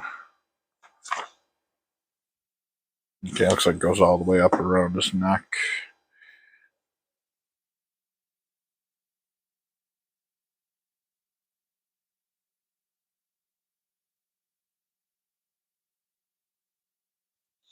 Oh my god, I've already looked at that a dozen times now.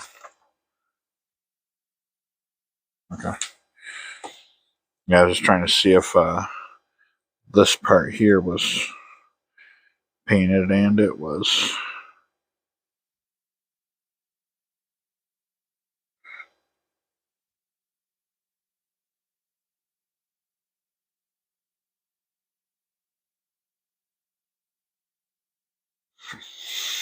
Like I said, since that node still needs to be painted white, I'm just going to go ahead and paint right over it.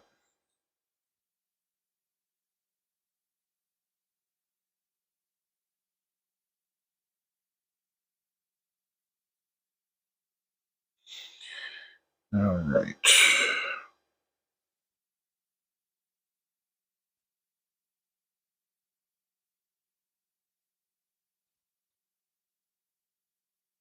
Okay. We got the shoulder here.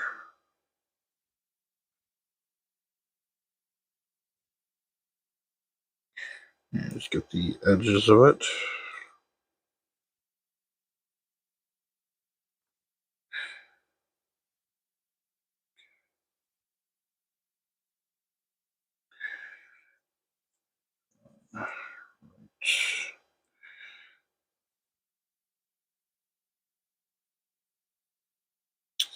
It looks like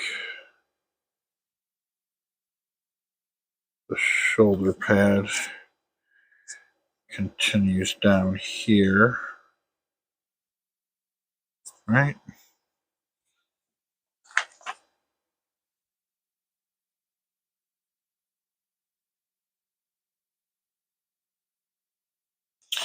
Yeah, it looks like it's this whole.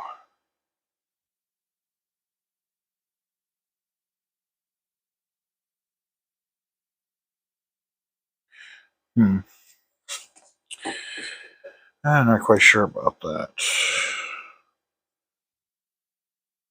Yeah, it looks like it's just this here.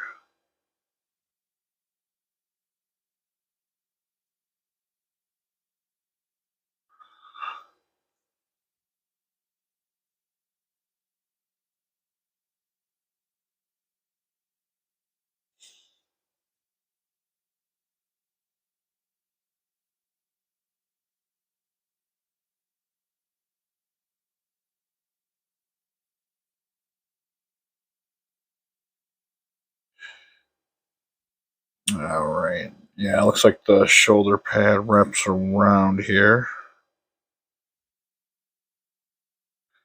and goes about halfway down his back.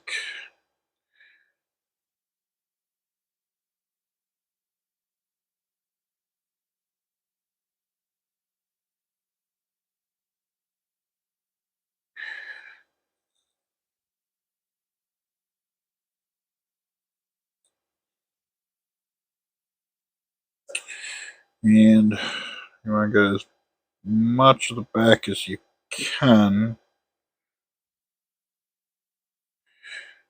because that plate on his back there has holes in it, so you can see the back of the Overlord through that.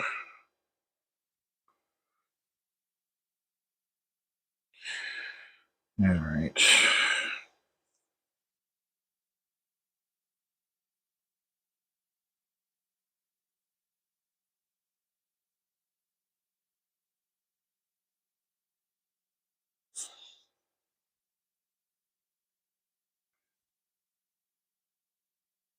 So, paint it along the chest here.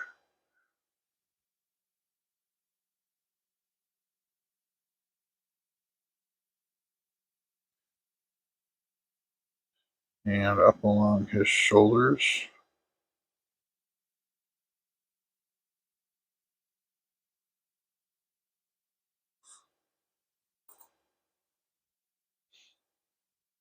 And then back across his back.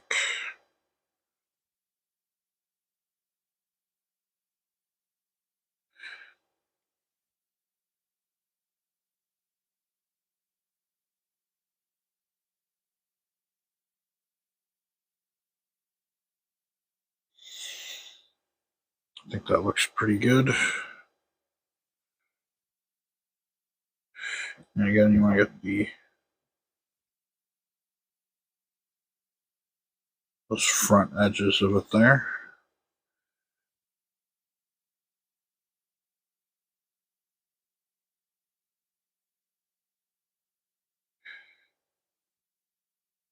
And down along the side.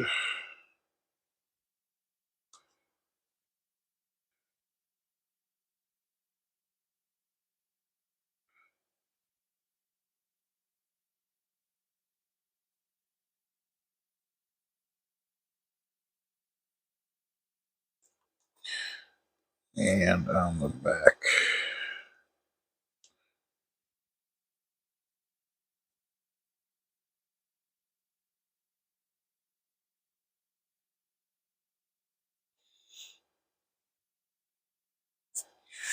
Okay, and make sure you get the front edge there. Okay, and that's it for the Overlord. Okay, I'm not going to do with the Necron scarabs, don't get any. Alright, I'll do 2 more coats and then come back. Okay, we've added the Neptic oil, or alloy rather, to the models. We have the Royal Warden.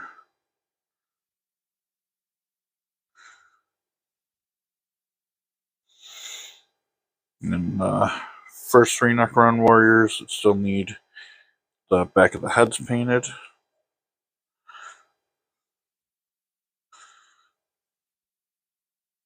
Yeah, I missed the days when it was only 3 Necrons, now it's 10 at a time.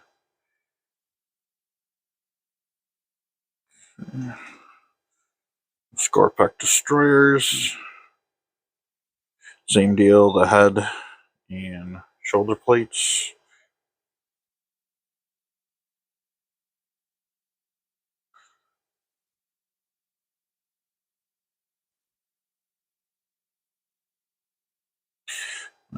Synaptic plasma sight.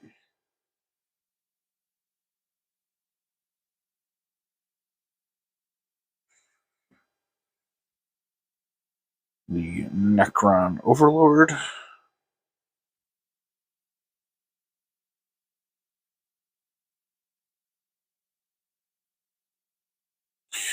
And the rest of the Necrons that did get painted correctly.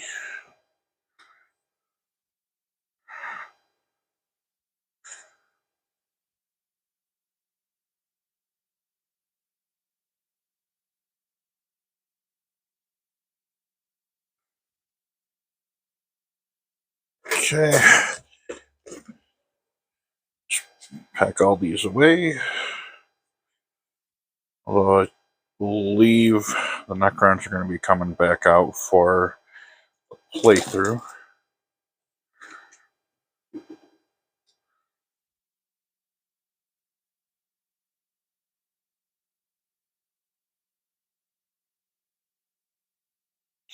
Okay. And there's the gallery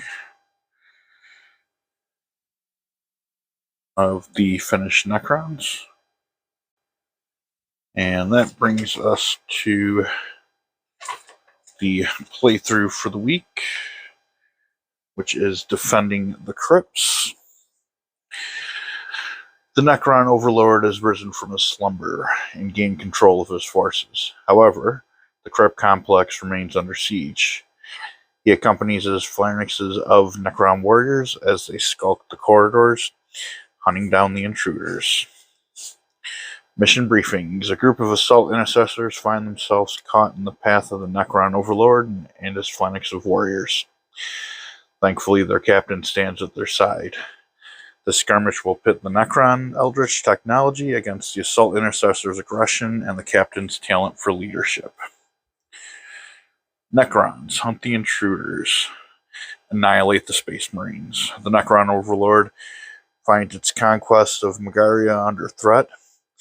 If it is to bring glory to the Zarkan, it must destroy the impertinent Space Marines. Space Marines destroy the Overlord. Target of opportunity. The presence of the Necron Overlord presents an opportunity. The captain and his forces must overpower and destroy the enemy commander. Setup. Unfold small battle mat and lay on a flat surface such as a kitchen table. Place your dice, range ruler, and wound markers next to the battle mat. Use the placement key on the mat to the right to set up the Necron Overlord, Necron Warriors, Primaris Captain, and Assault Intercessors. Choose who will be the Necrons player and who will be the Space Marines player. The Necron Warriors and Assault Intercessors must be deployed in unit coherency with no more than 3 inches from the edge of the mat. Okay, placement key, we have Overlord at D, 5 Necrons with Gauss Flares at E, Primaris Captain at B, and Assault Intercessors at A. And it looks like we're actually using the small map for this one, which is definitely much more convenient. Okay. So.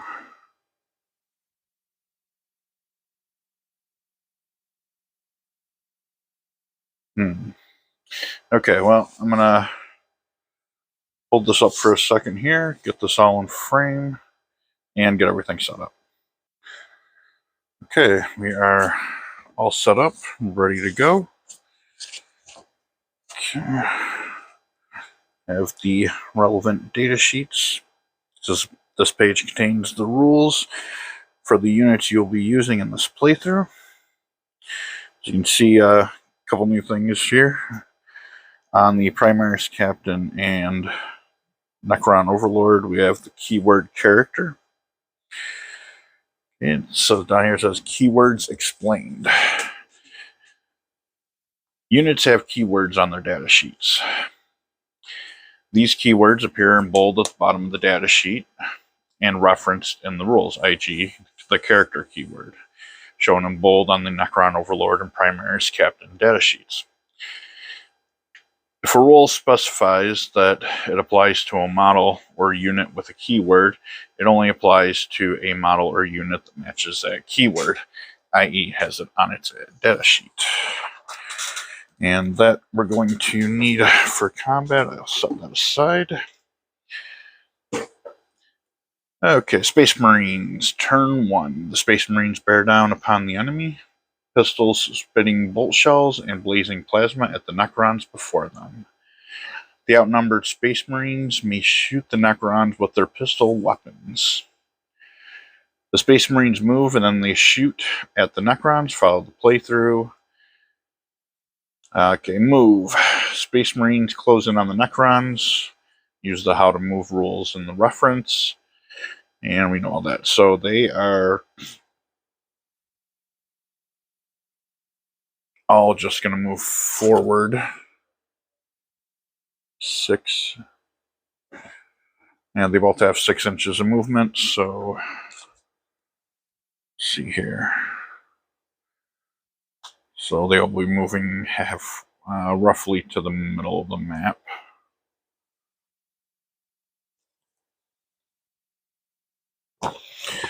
Shoot. The Primaris Captain and his Assault Intercessors troops fire on their Necron opponents. If eligible, shoot with the assault intercessors and or Primary's captain. Resolve the attack 1 unit at a time. Check the lookout, sir, rules restriction when picking the targets. If a unit is shooting at more than one enemy unit, resolve all attacks against one target before moving on to the next. When resolving attacks against with the same weapon against the same target, a unit's hit and wound rolls can be rolled in batches to speed up the game. Follow the attack sequence in the rules reference section of A playthrough 10. Look out, sir.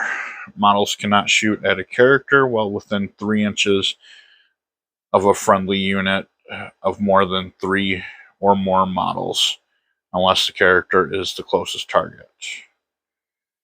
Okay.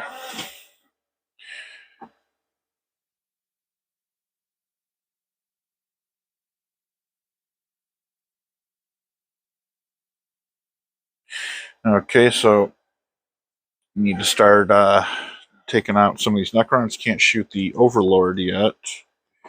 Actually, the placement should be more like this. Make sure that he's covered by the warriors.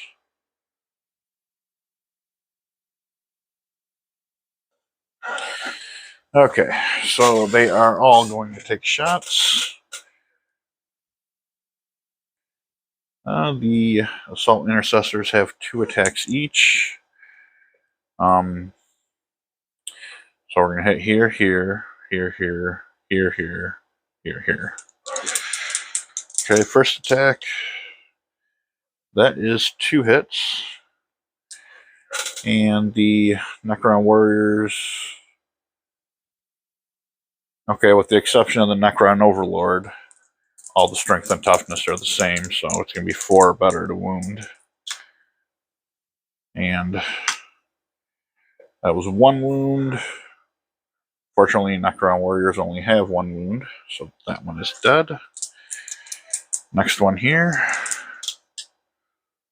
1 hit. Come on. And no wound. Oh, you know what? Technically, that Necron gets a save. It's a 4 or better. Okay, he saved. Alright, next one. 1 hit. 1 wound. 1 save. Okay, now the captain has an attack of 5. So, you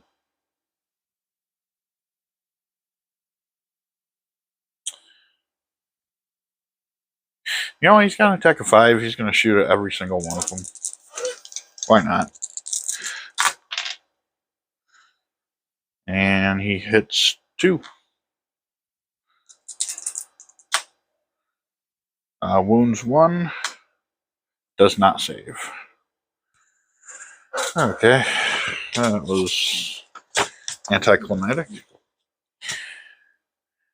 Okay, turn 1 continued. The Space Marines have already closed the distance on their Necron opponents. They may now charge in order to attack with their chain sword and power sword. Okay, the assault intercessors and Primary's captain may now charge towards the Necron enemies. Necron characters may also make heroic interventions. Follow the playthrough, use examples at the bottom of the page if you need help. Charge. Space Marines rush forward to the Necron warriors. Heroic intervention. When a player whose turn it is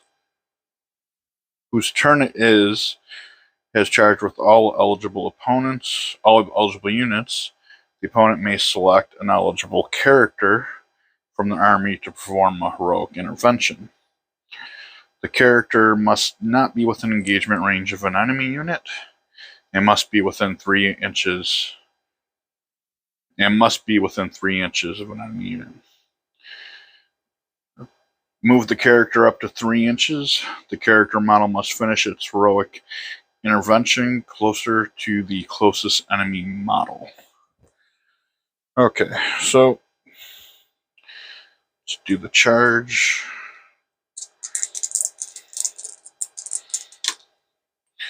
Okay, 8. And I believe, yeah, that will take him anywhere. Except,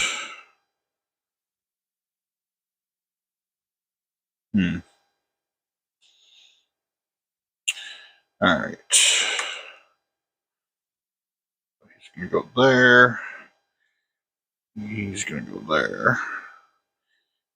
He's gonna go there. And he's gonna go there. Okay, so they have charged.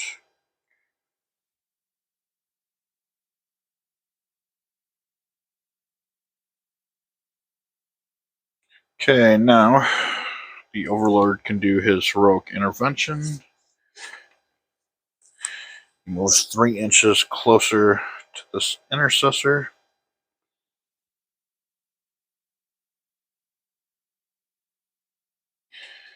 Okay, now we'll move on to the fight phase. It says, having charged the metallic Necrons, the Space Marines attack with their brutal Astratus chainsword and lethal power sword. Okay, the turn phase will be fight. Space Marines and Necrons fight each other with their melee weapons. Charging units fight first. Opponents fight with the unit. Player whose turn it is fights with the unit. Okay, and seeing as all Marines charge first, they're going to get the first attack. So Space Marines are engaged in combat with the Necrons. Follow the playthrough. Fight. Space Marines engages the Necrons in melee combat. Use fight sequence rules. Reference A playthrough 10. A unit within engagement range of 1 inch of an enemy fights. Models not touching an enemy can pile in 3 inches. Pile in characters must end closer to the closest enemy. Units must end in unit coherency. Units within 2 inches of another model. And yeah, I guess they can pile in. So they're now in engagement.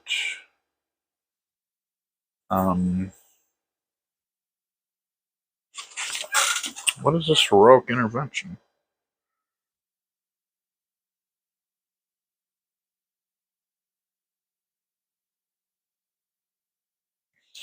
And so far, all he did was just moved.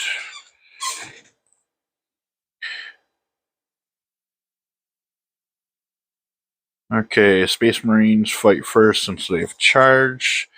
The captain attacks first and slays 2 warriors.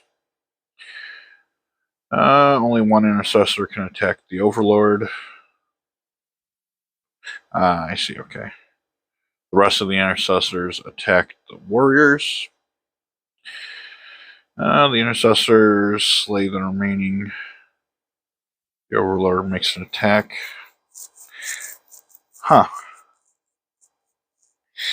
Yeah, I don't see what that heroic intervention did other than just to move the Overlord into melee range. Okay, we got 5 attacks for the captain.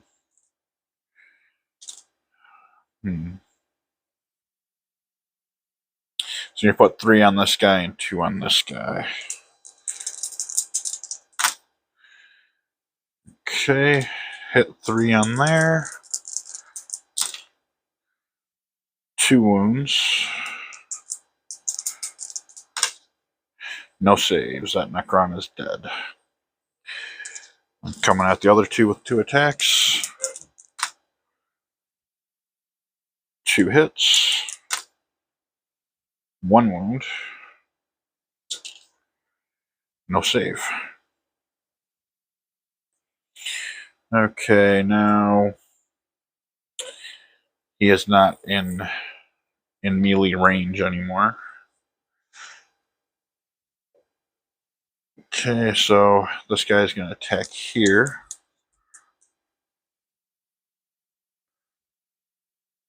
Oh,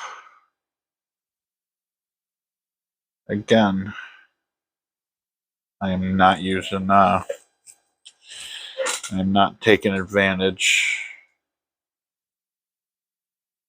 of the armor piercing or the fact that the chainsword gives him one extra attack.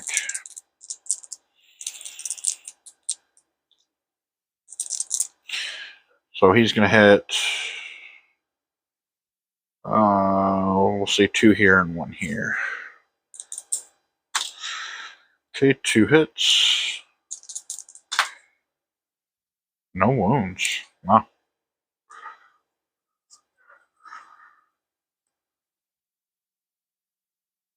Yeah, they are equal strength, so. Okay, he hits there. Wounds. And that normally would be a save, but the armor piercing 1 makes it not a save. And this guy is going to attack the Overlord.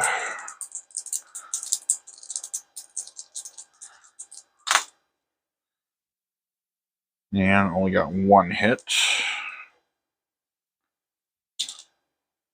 And did not wound. That is unfortunate for him. Okay. Now, the Overlord gets to attack back. See, he's got strength of 5, has 5 wounds, 4 attacks. Jesus. I don't understand how in the playthrough here it has the Overlord killing all the intercessors. I don't understand. It says the Overlord attacks and all 3 of the intercessors are destroyed. I don't understand how that's possible.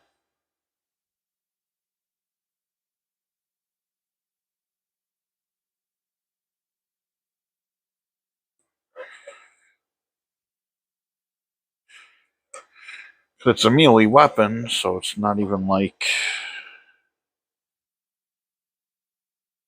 I don't get it. I do not get it.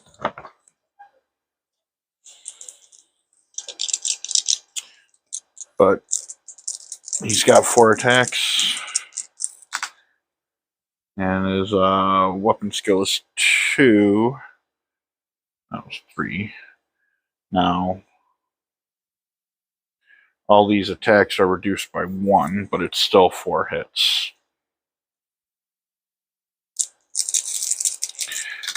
He needs a 3 to wound. Ooh, we got 3 wounds. Ooh, armor piercing is 4. Save a 3, there's no way he can save that. And intercessors have 2 wounds, so he's dead.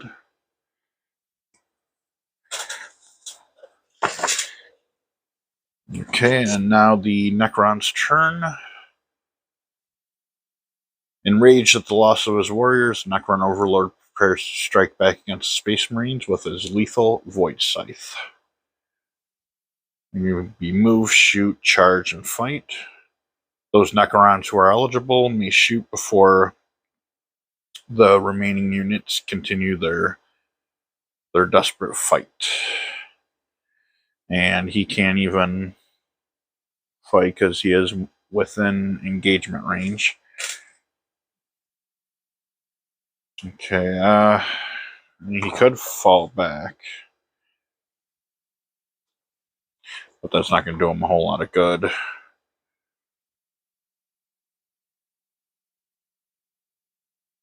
Okay, and the Overlord doesn't have a ranged weapon.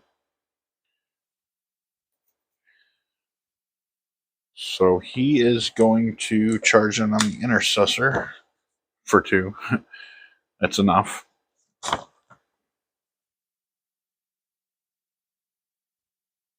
And he will fight him with 4.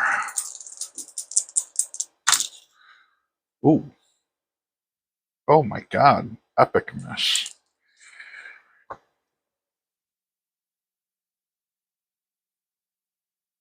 Hmm. Okay, and in the example here, we have the Overlord regains a wound thanks to living metal ability. Overlord then moves. The Overlord has no ranged weapon, so the shooting phase is skipped. The Overlord successfully charges the Primaris Captain. The Overlord attacks the Primaris Captain, loses 3 wounds. The Primaris Captain then attacks the Overlord and loses 4 wounds. Okay, so the Intercessor does get a counterattack. Almost forgot that. And he hit.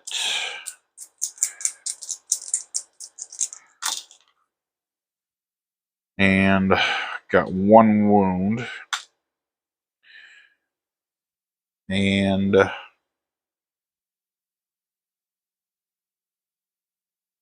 that wound, see, he rolled a 6. He needed a 3. Yeah, it's only -1, so he would save that wound. Okay.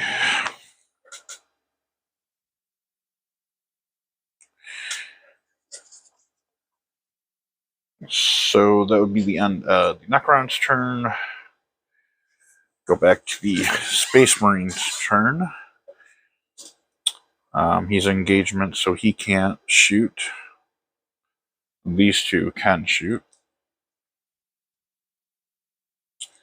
First, we're going to go with the Intercessor. Okay, he got 1 hit, 1 wound, 1 save. And since the Captain can't shoot at the Overlord because he's in engagement with an Intercessor. Okay, he's got 4 hits, 2 wounds, and 1 save. So that Necron is dead. And, okay, there's the shoe phase. Now we got the move phase. He's going to come over here. I'll come around, flank him here. And they're all going to pile in.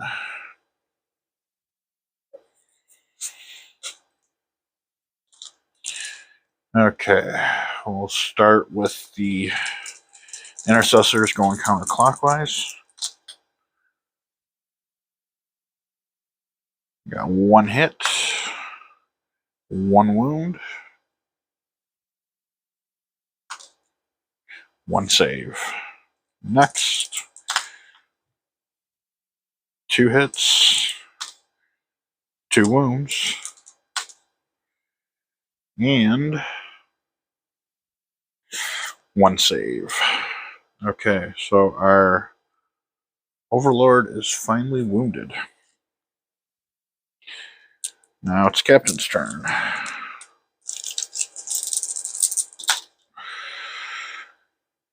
Okay, got 4 hits,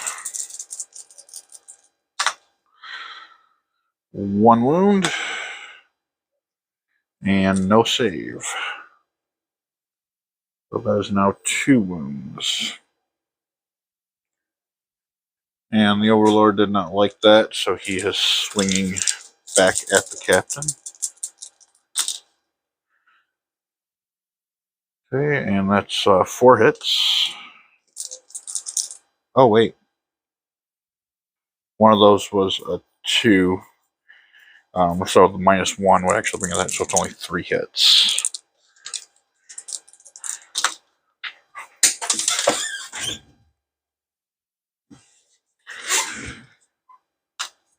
And he gets 1 hit, or 1 wound, rather.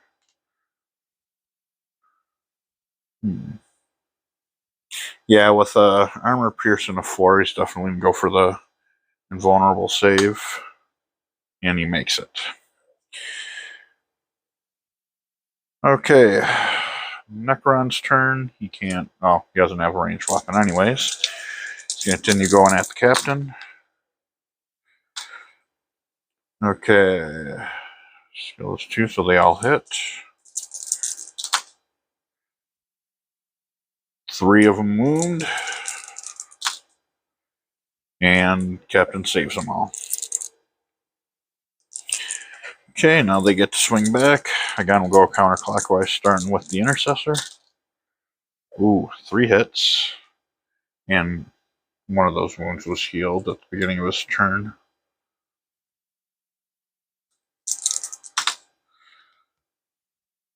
One wound,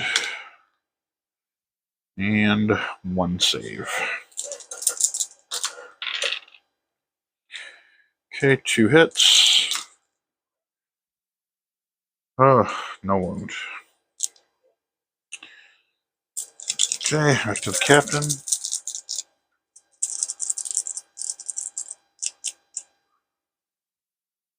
Oh, you know what?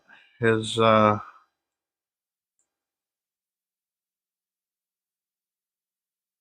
sword is his power sword is actually user +1. So that brings his strength equal to the Necron's toughness, so that'll make wounding a little easier. Okay, 4 hits.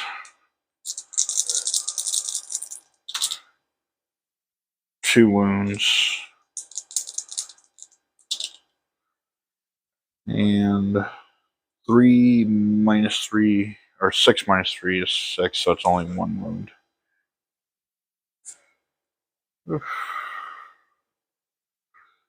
Okay. Okay, now it is the Space Marine's turn, I believe.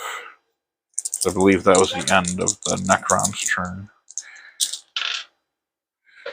Okay, 2 hits. 1 wound. 1 save. 1 hit. 1 wound. No save. Okay. He's going back to 2 wounds.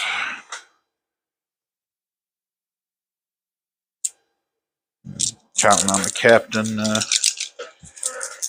get this going here. Okay, 5 hits.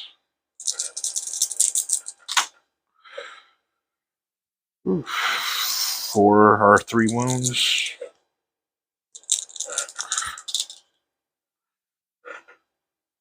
3 minus 3, 1 save. So he takes 2. Is that 4? Okay, Overlord's going to swing back at the captain. Okay. Okay, that doesn't count. So he's got 3 hits. Now he does have the strength advantage here. Okay, so 1 hit. Or 1 wound. And the captain fails his invulnerable save. And what is the damage on the Void Scythe? Ooh, 3. Can't get hit too many times with that.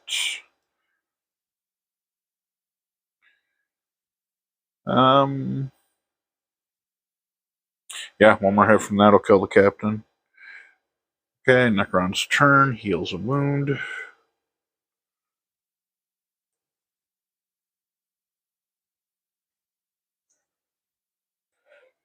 Okay, he's going after the captain again.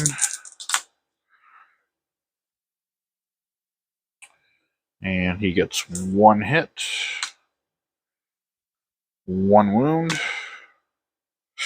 Ooh, captain's dead. Okay.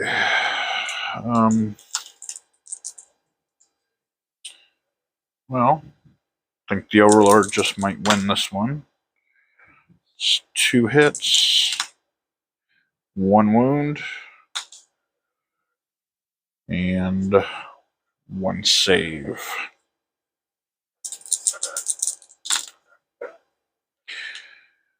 Okay, 3 hits, 1 wound, and failure on the wound. But oh no, this is the Necron's turn, so that wound's gonna stay.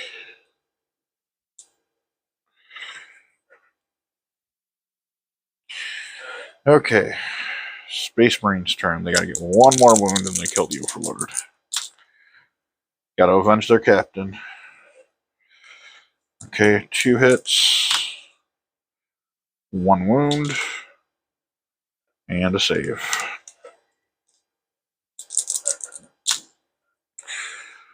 1 hit, no wound. Okay, Overlord. 2 hits, 2 wounds, 1 save. I believe they have 2 wounds. Okay, now would be the Necron's turn. So he heals a wound. Trying to finish off that Intercessor. 3 hits. 1 wound.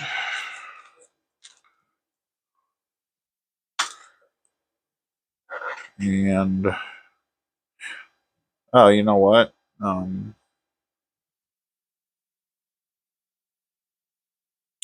Yeah, I'm not even going to bother rolling saves for the Intercessors because it's got an armor penetration of 4. So, and their save is already 3, and there's no way they're rolling a 7. So, okay, down to 1 last guy here. Got 2 hits, no wounds. Okay, Marine's turn. 3 hits. Oh, this might be it. 3 wounds. No, 2 wounds. Ah, damn it.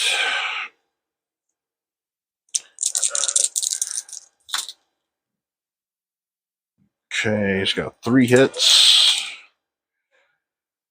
2 wounds, 2 saves. Okay, Marine turn. He's got 2 hits, no wound.